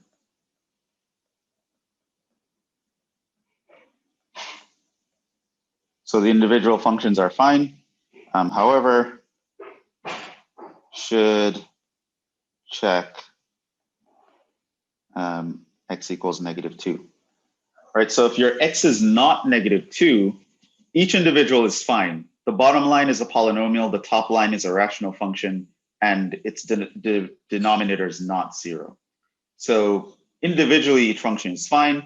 The only difference is here we have a piecewise function. Someone might try to fill in a hole somewhere, and we don't know if they did it right or wrong or whatever. So that's what we're going to check. So for this, we're going to state if x not equal to -2, we are fine. Now, if x is -2, what happens? Well, we have to do that 3-step check, right? So we have to check, is the limit as we approach -2 defined? So what is the limit as we approach -2?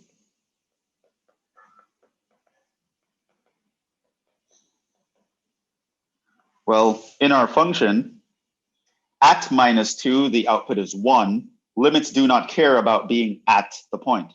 So we care about not being at 2, so that way we can approach 2 from both sides and get close. So the limit cares about the top definition of the function.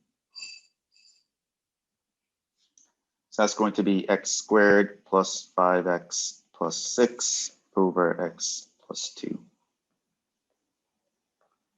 And we're going to try to do that limit. So now we know the limit strategy. You try to plug in the number. You can't plug in the number, so you try to simplify to see if you can plug in the number, right? And you can check, does this factor? And it does into x plus 2 and x plus 3.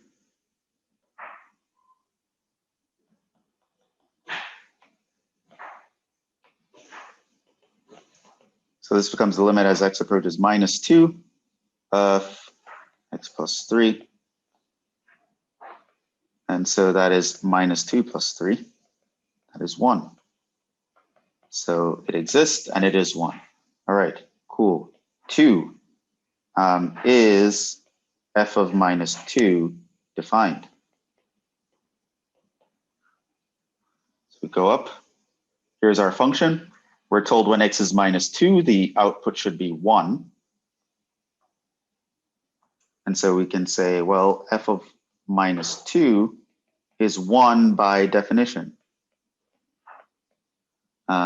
So yes. Third thing, we compare. I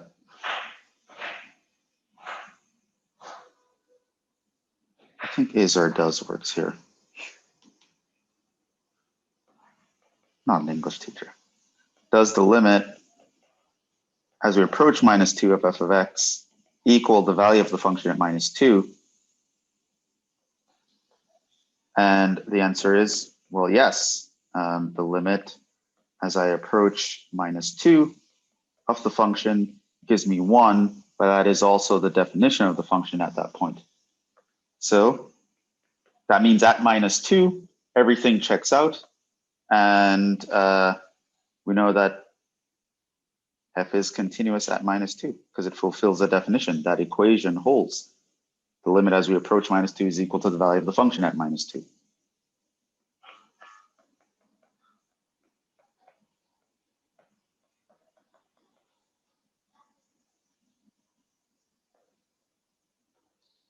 And so now we can make our conclusion.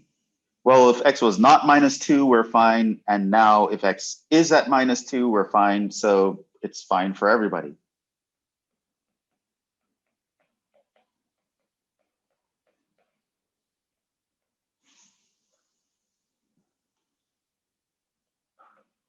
So this guy's continuous for all real numbers, continuous everywhere. So again, this guy was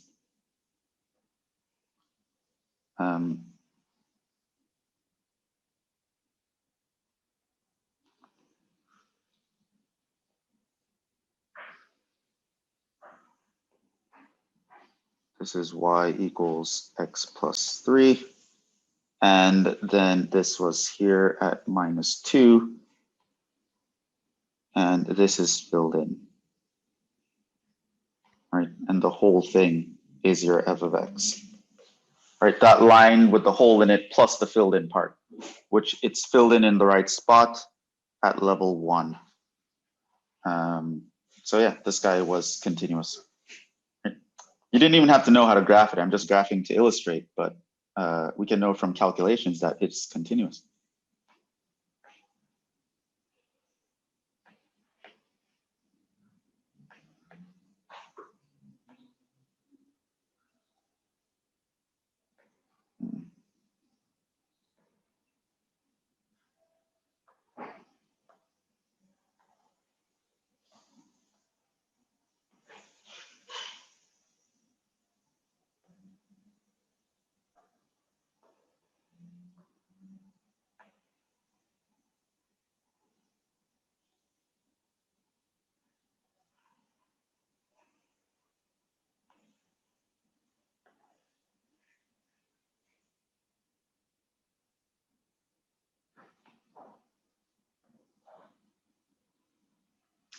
Okay, this one, where is this function continuous? Someone tell me a guess.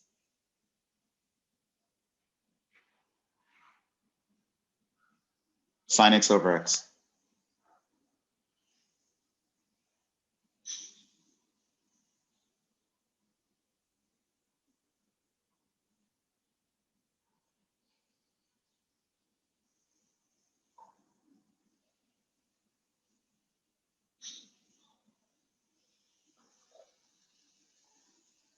So we do know that y equals sine x.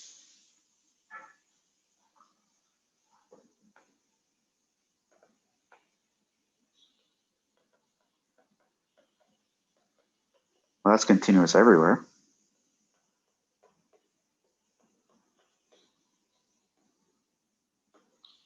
We also know that y equals x is continuous everywhere.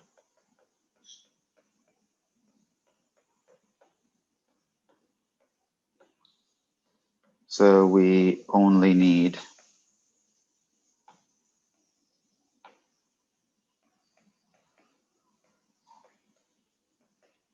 to worry about potential issues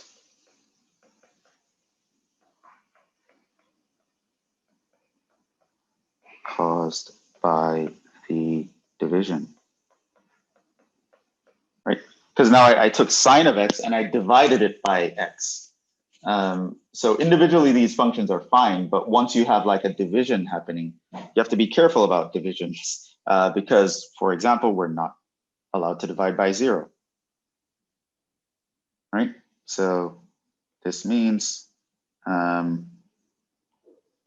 where denominator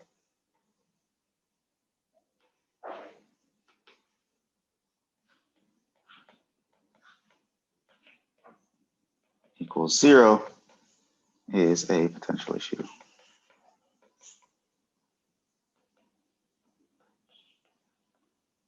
So you can start it off. If our x not equal to 0, we are fine, because that means our denominator is not 0. And so now we go and look at if x is 0, then f of 0 is undefined, because you can't plug in 0. There's no other definition for 0. So that the game stops there. I don't have to check anything else. F is not continuous at 0.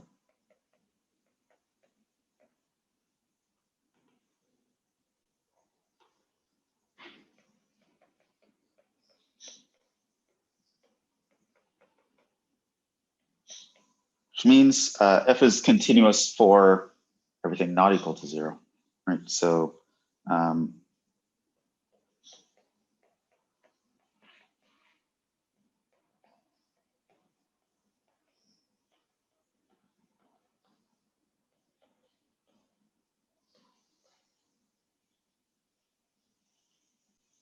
that. So now we have this question here. Can you fix this?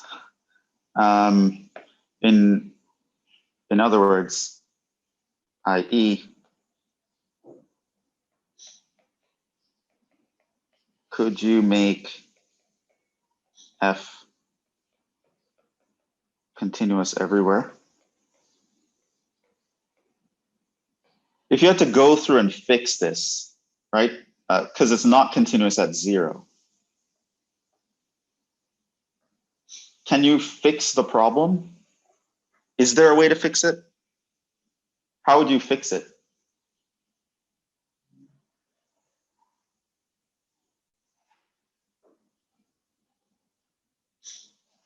Ideas?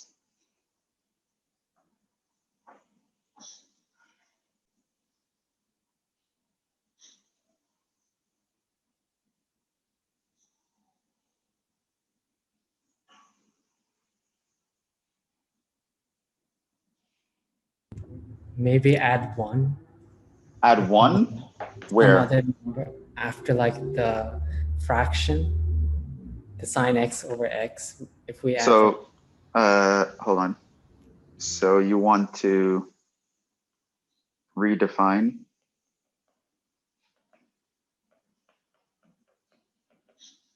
So you have that sine x over x, and you want to put in a 1. Okay, and where would it be equal to 1? X equals 0. And if x is not 0, it's that. So you can redefine it at that 1 point, and would that work? So now you can check.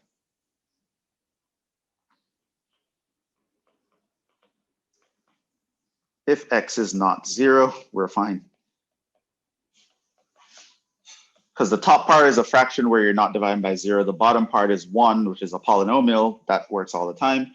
So the only issue is it's broken up around 0. So now we can check at 0. If x is 0, what happens? Well, now we can ask, is the limit as we approach 0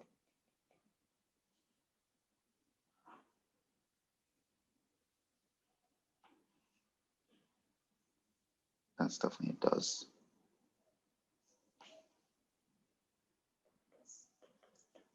Does the limit as we approach 0 of f of x exist?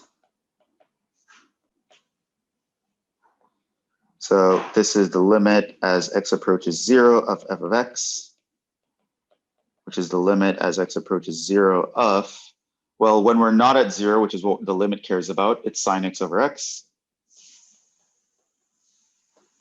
Hey, that's a special trig limit. So yes, so this guy is a special trig limit.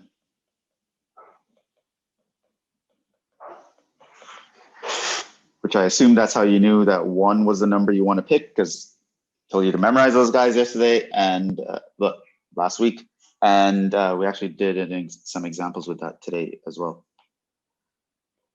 2 is f at 0 defined.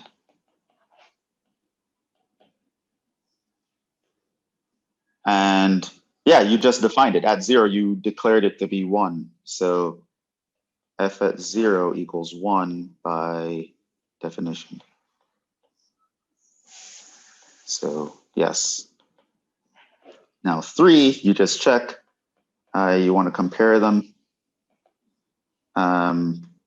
Is or does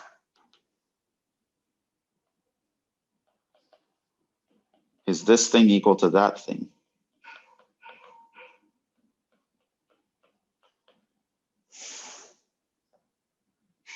And the answer would be yes, because the limit as we approach 0 of f of x is equal to 1, but that is actually the value of the function at 0. So it means that this new function that you just created, f is continuous at 0. Which means f is continuous everywhere.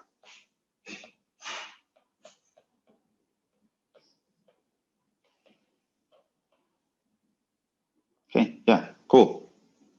So this is important. So there are times when we might want to do functions, we might want to do calculus with certain functions, but they don't really behave. Sometimes you're able to fix their behavior.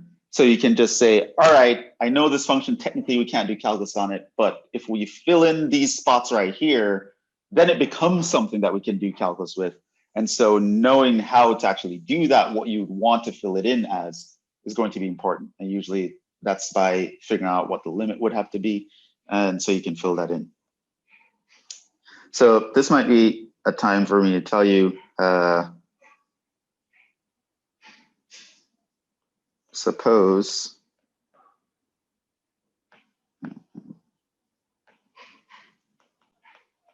definition. Suppose f of x is discontinuous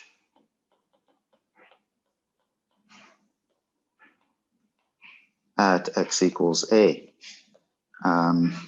We say f has a removable discontinuity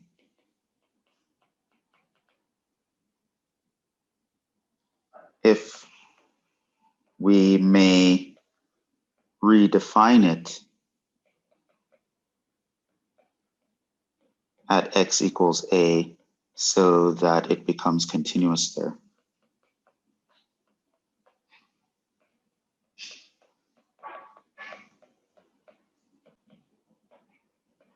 So this function here had a removable discontinuity, right? Sine x over x. Because I could actually fix it. I could just redefine it at that point, and yeah, it'll work. So I just removed the discontinuity. There was a hole, I filled in the hole, right? This function was like sine x over x. Kind of looks like, well, technically there's like a hole here at level 1, and then after that it just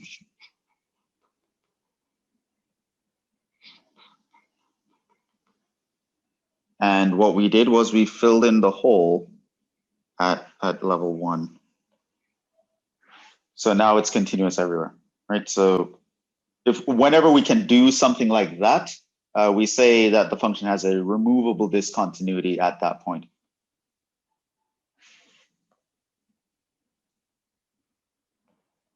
You can't always do that though. So we say f has an essential or non-removable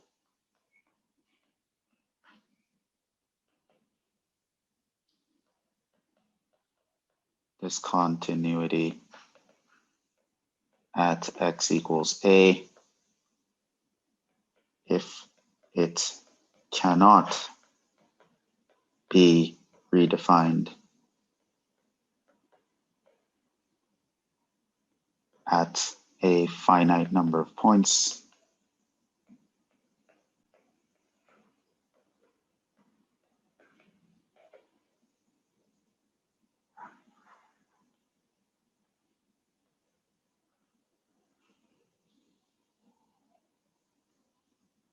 underline those guys for emphasis. So let's double underline the number of points so that it is continuous at x equals a.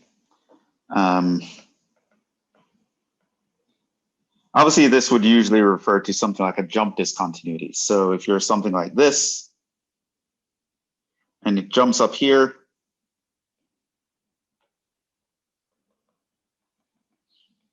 then yeah, you cannot fix that gap by a finite number of points. You would literally have to take this entire side and move it down. You're moving an infinite number of points in that case. Or you have to take this entire side or move it up. In either way, you're moving an infinite number of points. You totally redefine the function. It won't resemble anything like what it was doing before, you would completely have to change the function to fix that. So yeah, it's not removable. So yeah. So that's just some words that you should be aware of. Glossary. Okay, let's see. So there are times when I might give you a function and it's not continuous everywhere, and then I ask you to make it continuous. You can do that same thing with, say, this guy.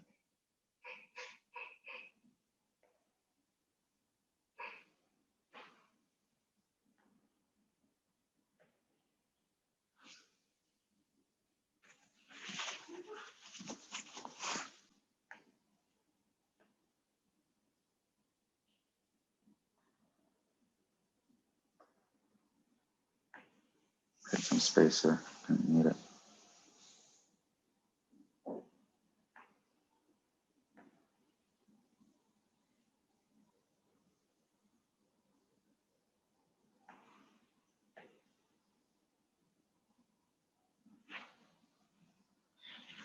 Okay.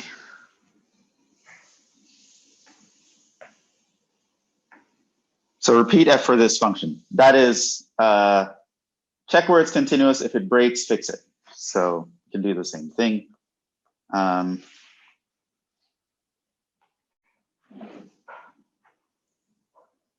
F is a rational function.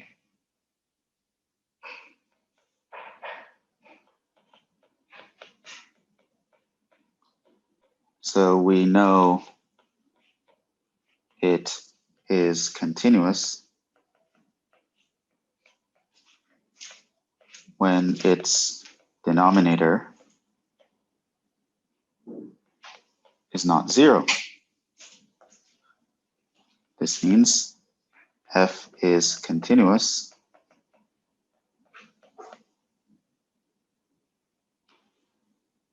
as long as x is not equal to 1.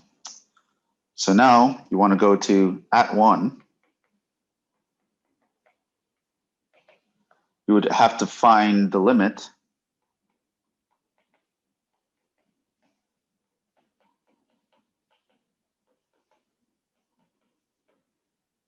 and it's going to be x squared minus 2x, x squared plus 2x minus 3.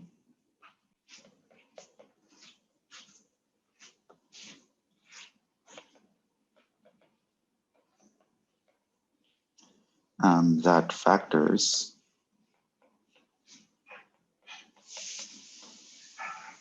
into minus 1 plus 3, it looks like. That cancels.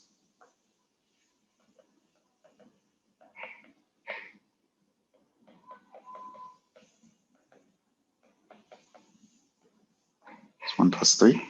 That is 4. So now we know for continuity,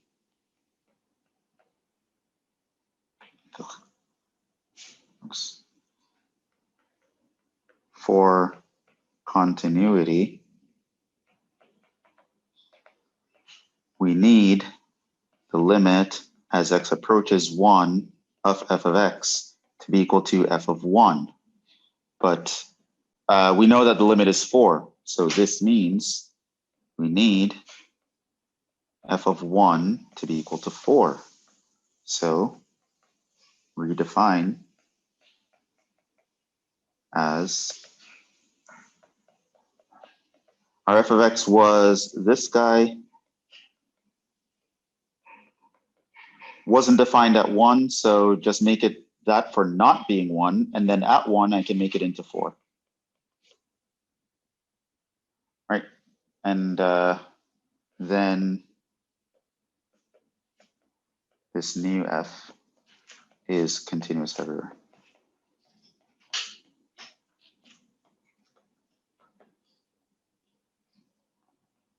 Okay, so you can fix it sometimes. Sometimes you can fix continuity issues. But yeah, so problem types like this, very important to tell me where something is continuous. Fix something if it's discontinuous.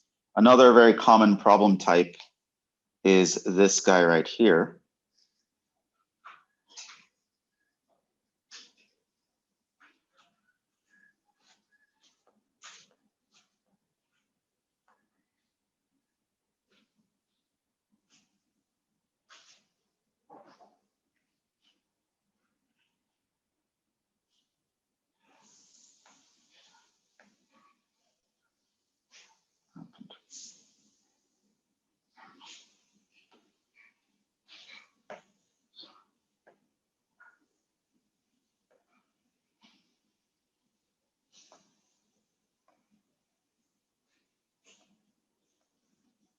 Okay, so another common problem type is something like this,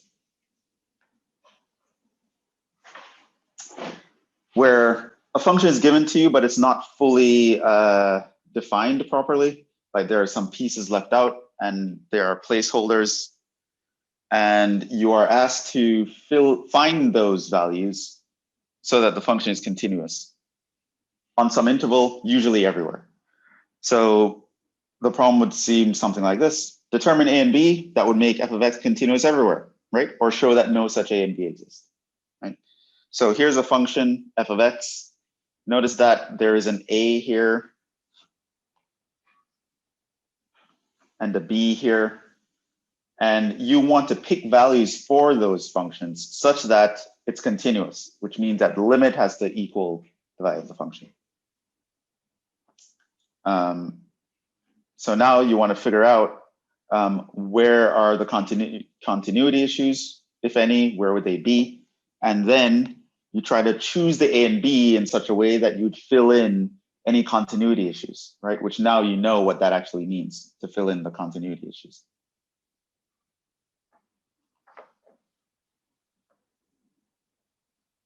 So let's actually do that. So first of all, just know that if x is not equal to 0, we are fine. Okay. If x is not equal to 0, then this guy is defined because that's a fraction where you're not dividing by 0. This guy is definitely defined because that would just be a constant once I find the value of a. So that's a polynomial, that's going to be fine. This will just be, this last guy would be a constant times cosine of x. And I know that cosine of x is defined everywhere.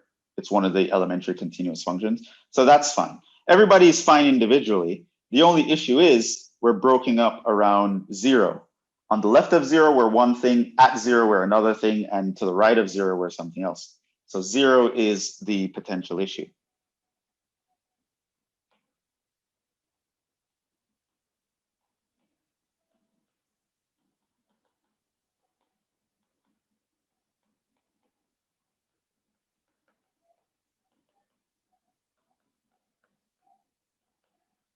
Okay.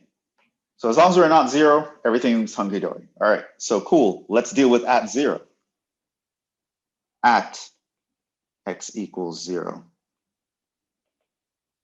To make f continuous at x equals 0, we need the limit as x approaches 0 of f of x to be equal to f evaluated at 0. That's what we need. Right? So now, what would that mean? Well, so one, let's talk about the limit.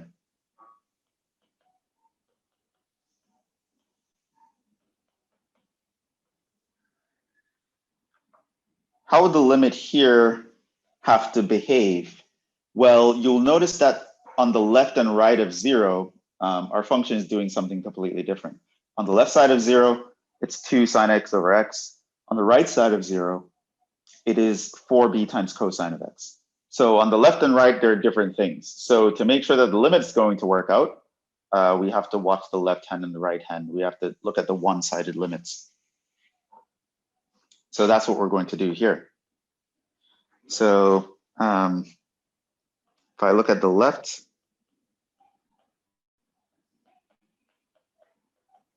is actually going to be x approaches 0 from the left of 2 sine x over x. And if I look at the limit from the right,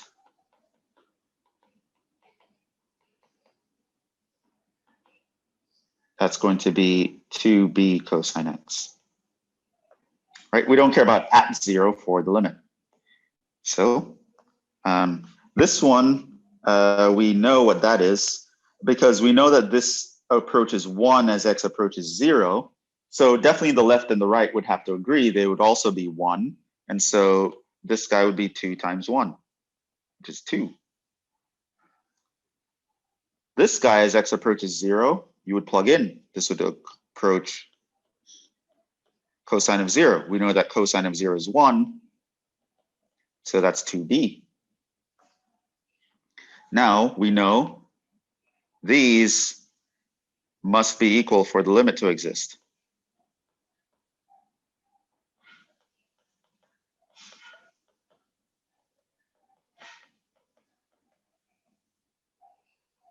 So that means your 2b must be equal to 2, which means that your b equals 1. And so that's one of the values, right? So you're just going through making sure that the definition works. And yeah, to get that to work, b needs to be 1. What else do we need? So 2, we need f at 0 to be defined to be equal to the limit as you approach 0. Now the limit as you approach 0 is 2. So the limit as x approaches 0 of f of x is 2. This means we need at 0, this is our definition. This would mean at 0, I need that 3a to be equal to 2.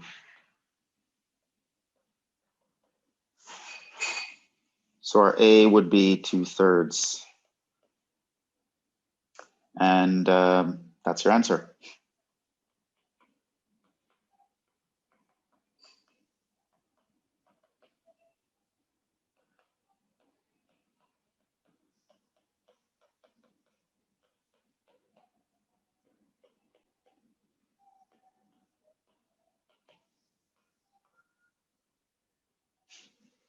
So a needs to be 2/3 and your b needs to be 1.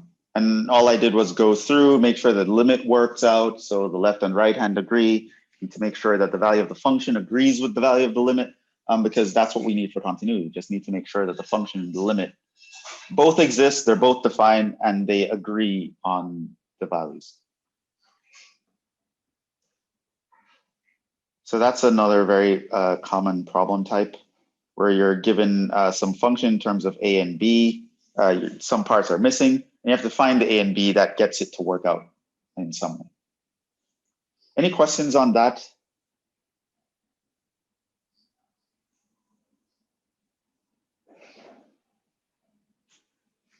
No?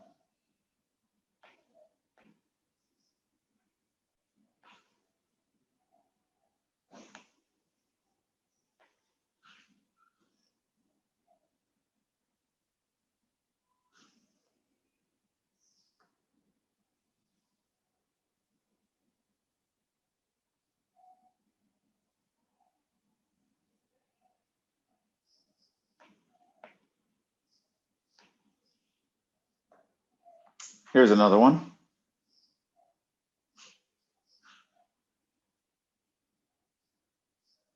So now you start to look at these. So notice that x minus 1 squared is fine everywhere. Ax plus b is fine everywhere.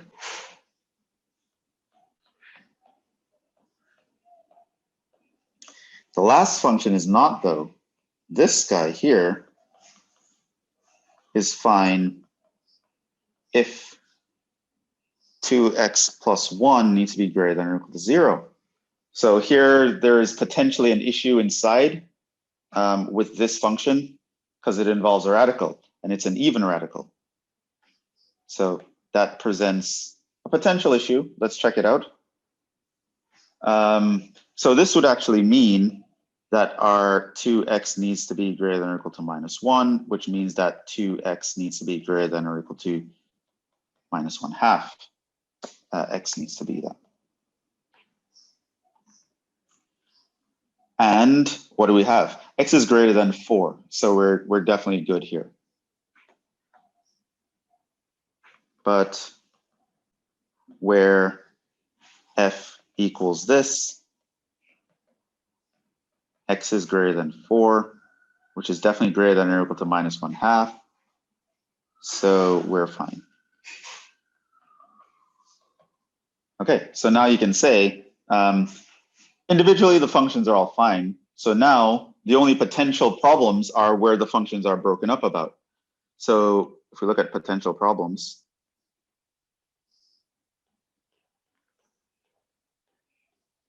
that would of course be x equals 1 or x equals 4. Right? So yeah.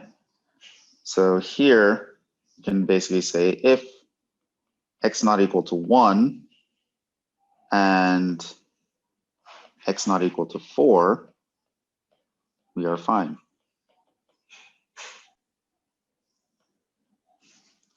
But now we need to check both. So at x equals 1. So let's look at that. For continuity,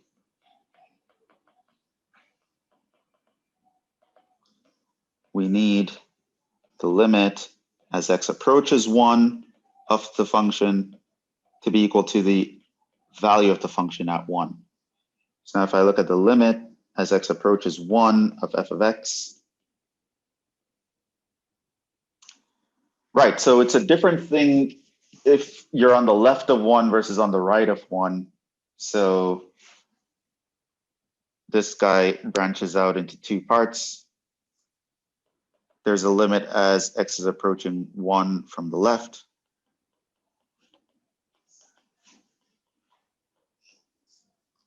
And that is x minus 1 squared.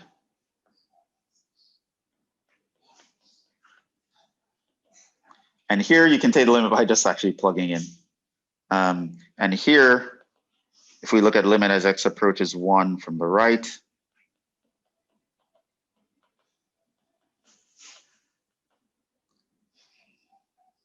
when x is to the right of 1, which tells you here x is greater than or equal to 1, which means you're just on the right side of 1, we're ax plus b. So this is ax plus b. And again, that's a polynomial. You can find just by plugging in 1. So you get a plus b for the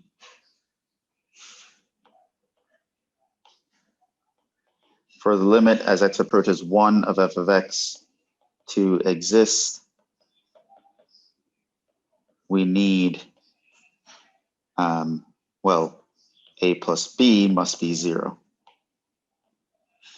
Now, that's not enough information to find a or b, but it's a part of the clues, right? Blue's clues, there's a blue clue.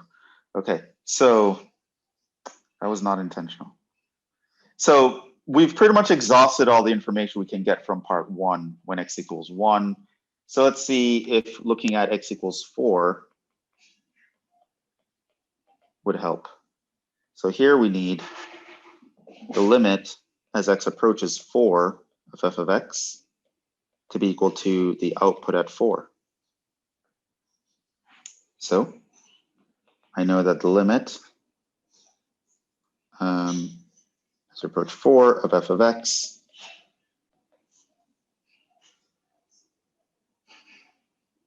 again, it's broken up around 4. So it can come from the left side or the right side. So 4 from the left of f of x. On the left side, that's here, where x is less than 4. So I know I'm on the left side of 4. I take on the value ax plus b.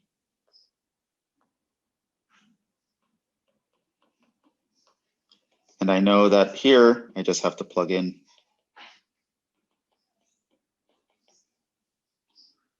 and from the right side,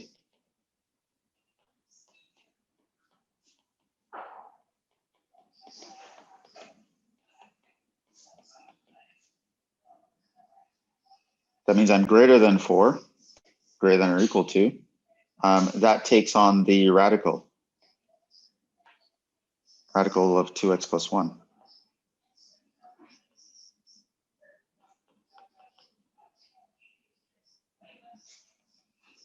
And again, I can just plug in here.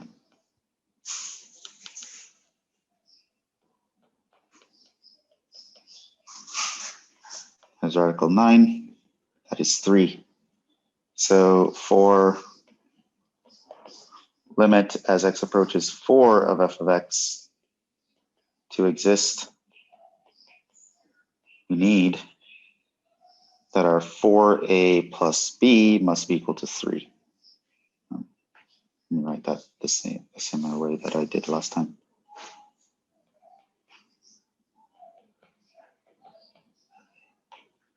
Another Blue's Clues. So notice that to even get the limits by themselves to work, I need a plus b to give me 0, and I need 4a plus b to give me 3. So again, we're back in algebra class. This is solving this set of simultaneous equations.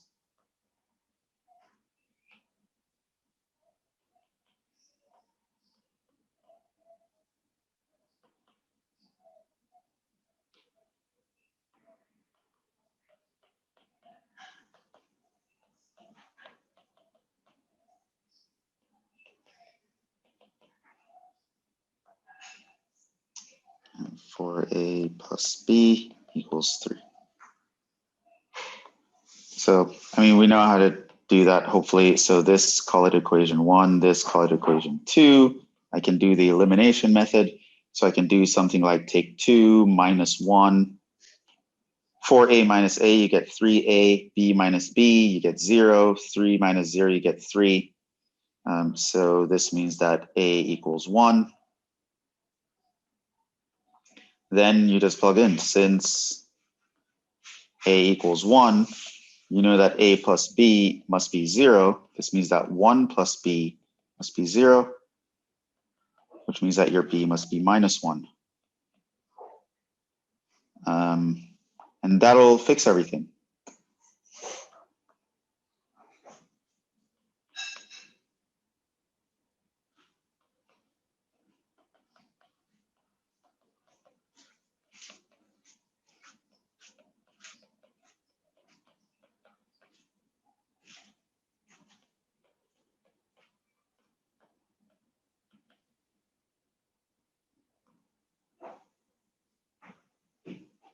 Right. So what you'll realize here is that you just made your f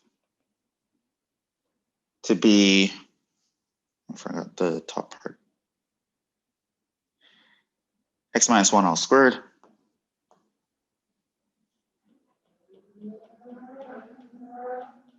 If your x is less than 1, we have it x minus 1, plugging in if x is between 1 and 4. And then we had the radical of 2x plus 1 if x is greater than 4. And so you'll notice that f of 1 is 0, which is equal to the limit as you approach 1.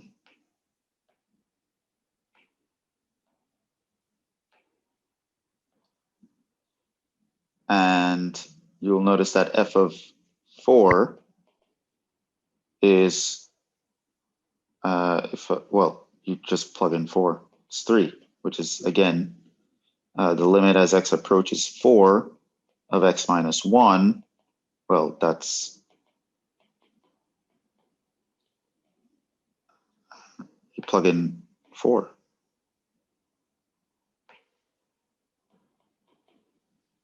Right? So this guy works everywhere now with that a and b.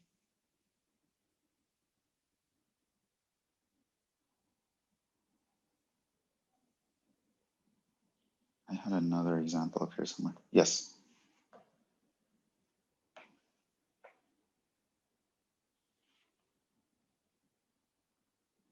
This one is not asking you where you're continuous, it's asking you where you're discontinuous.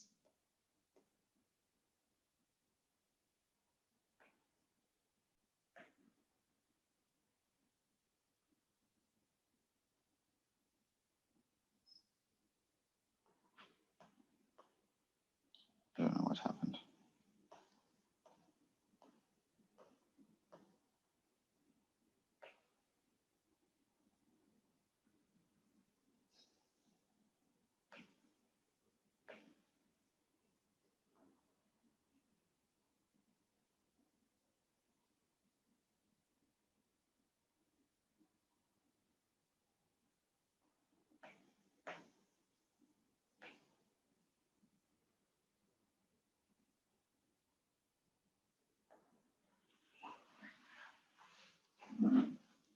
So here we don't have to prove continuity or anything. We just want to show where it is discontinuous.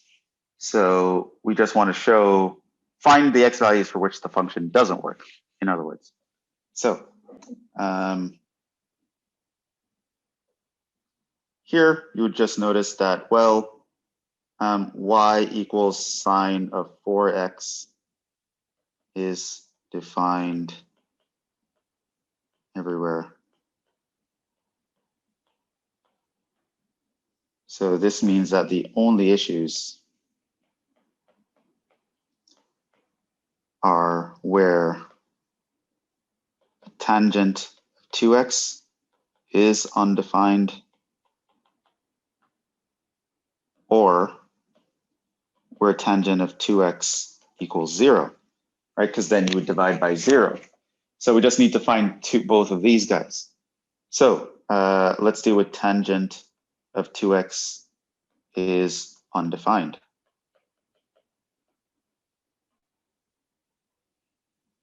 Versus tangent of 2x equals 0.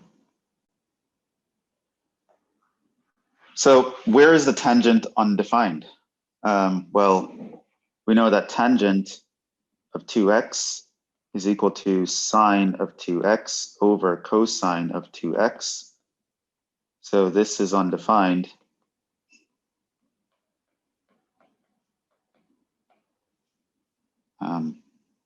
Where cosine of 2x equals 0. And like I mentioned earlier, I mentioned where cosine is equal to 0. It's when the angle is an odd multiple of pi over 2. This means that 2x is equal to n pi over 2, where n is odd. This means your x is going to be n pi over 4. Right? So that's going to be like n is odd. So that's going to be like plus or minus pi over 4, plus or minus 3 pi over 4, plus or minus 5 pi over 4, etc. Going on forever at all such points, right?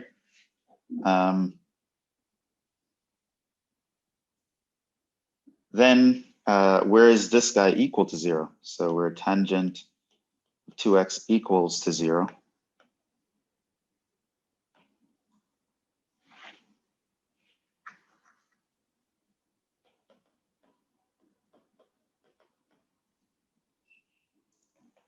This does mean that sine of 2x divided by cosine of 2x equals 0. This, of course, means sine of 2x must be 0, because you can only be, a fraction can only be 0 when the numerator is 0.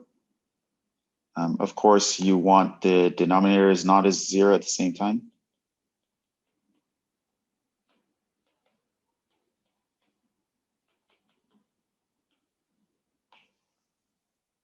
And yeah, I mentioned this earlier as well. Sine is 0 whenever the angle is any multiple of pi.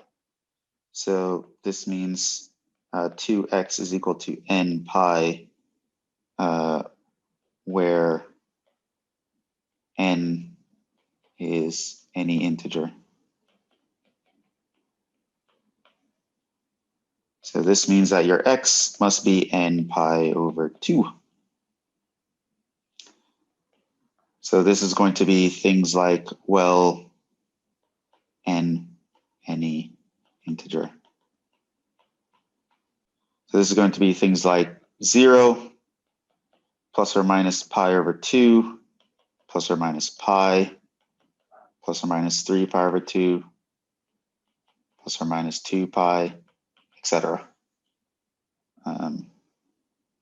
Yeah, so that's where it's discontinuous.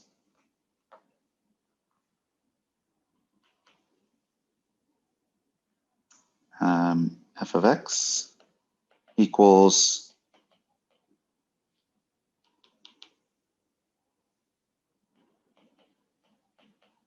sine of 2x, sine of 4x.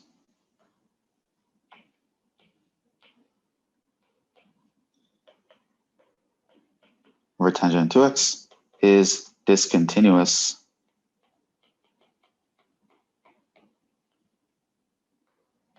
whenever x equals n pi over 4 and odd, or x equals n pi over 2 n any integer.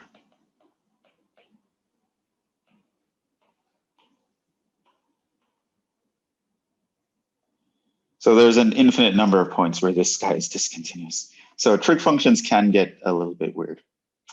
But if you remember, this values of your trig functions at special angles, it's not that bad.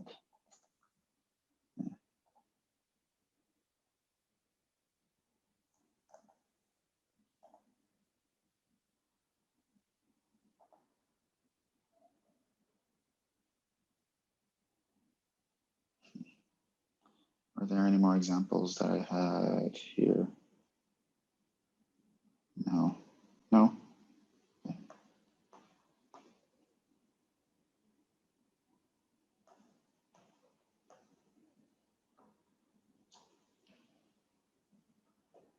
Okay, so I had another topic I was going to start, but I'm not going to start it at this point. So at this point, I'm just going to tell you about some things, some facts. So there is a notion of one-sided continuity, and basically we kind of need this to get some functions to work nicely.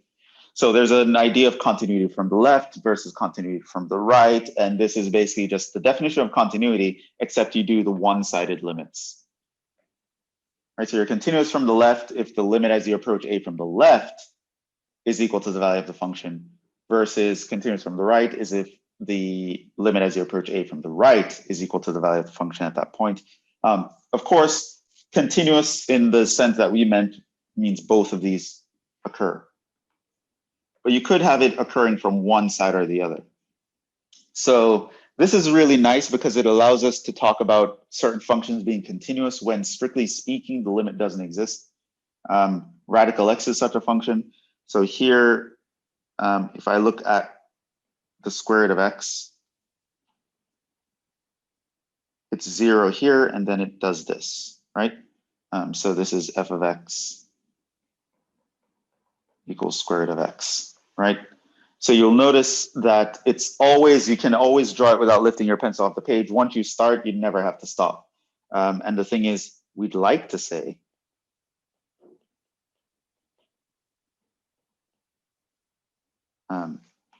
this guy's continuous everywhere, but strictly speaking, we cannot say that at 0.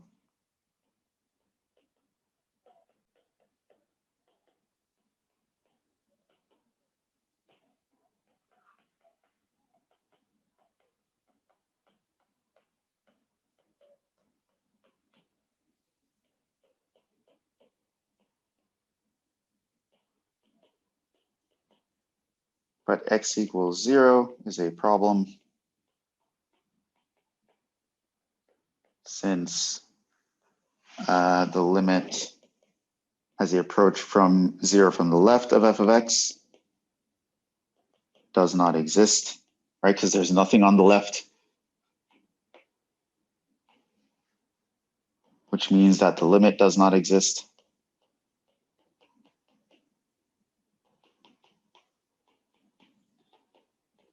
But in this case, in cases where a function is not continuous on either side of a point, either on the left side or the right side, then we can continue that, consider that function continuous in the one-sided sense, and then we just think of it as continuous all the time. And so that's what we would do here.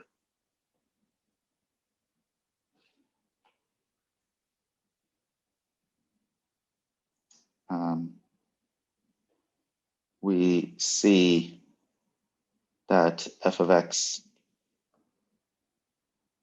equals the square root of x is continuous from the right.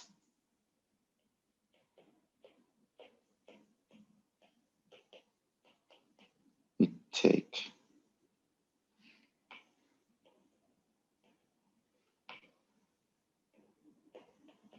at x equals 0. We take this to say f of x equals radical x is continuous at 0, because it's really not fair to punish it for the limit on the left not existing, because it's not even a thing there. Like you can't even, it doesn't even make sense to talk about radical x there. So we'd like to say it's continuous, but technically we'd mess up with the definition. So we invented this notion of one-sided continuity so that sometimes this can apply to certain functions. And this applies to even radicals specifically, because they don't exist on the negative numbers, and we don't really want to worry about the limit not existing for negative numbers and that's somehow changing what the functions are.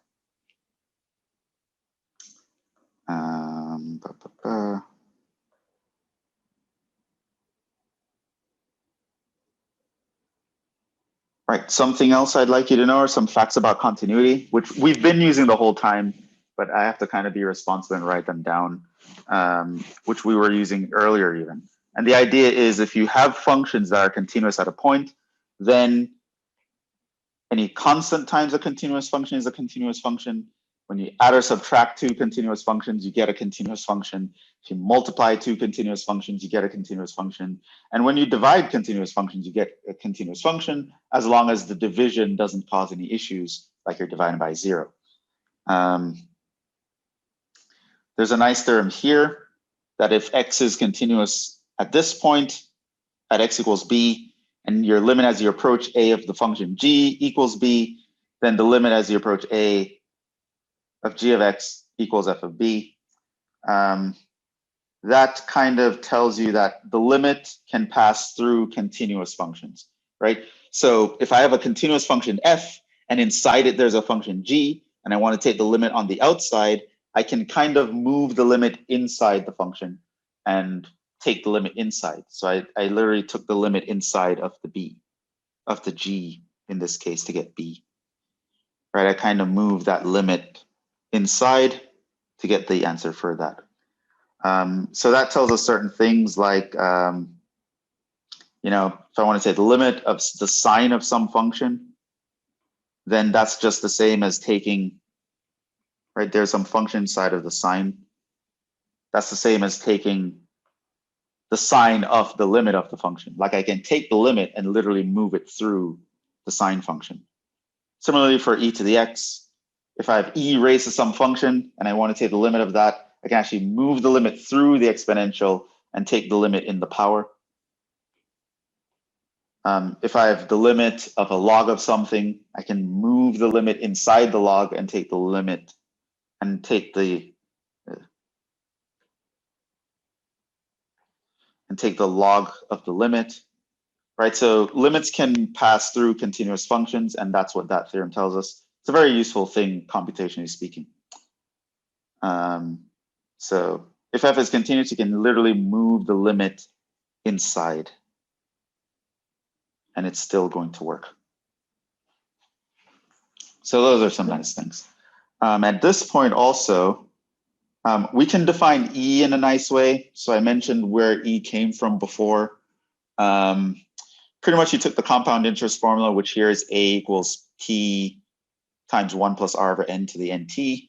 And Euler pretended that you had 100% interest rate over 1 year, starting with a principal of $1 and let N go off to infinity. And you'd realize if you were to plug that all into this formula, you would get the limit as N approaches infinity of 1 plus 1 over N raised to the nth power.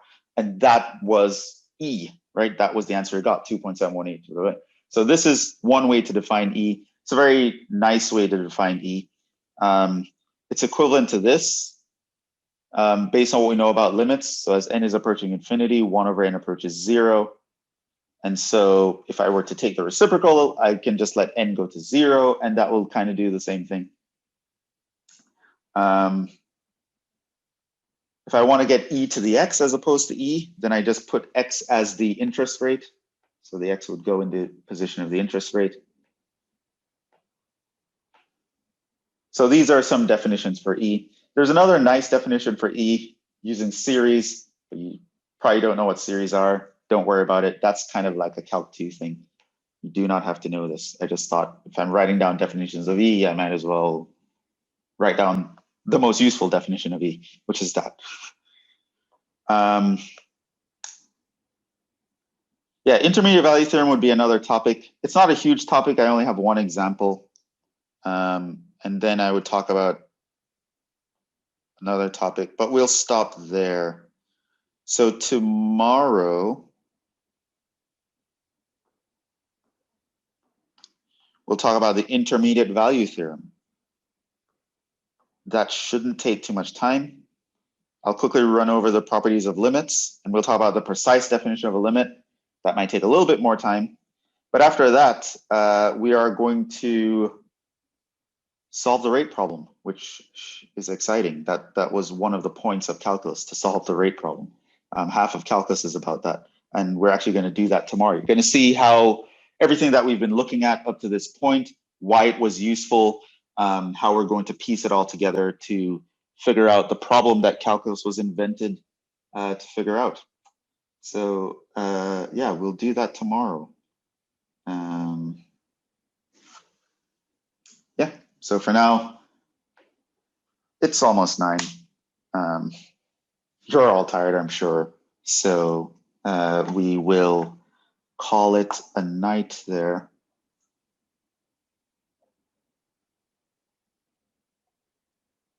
Yeah.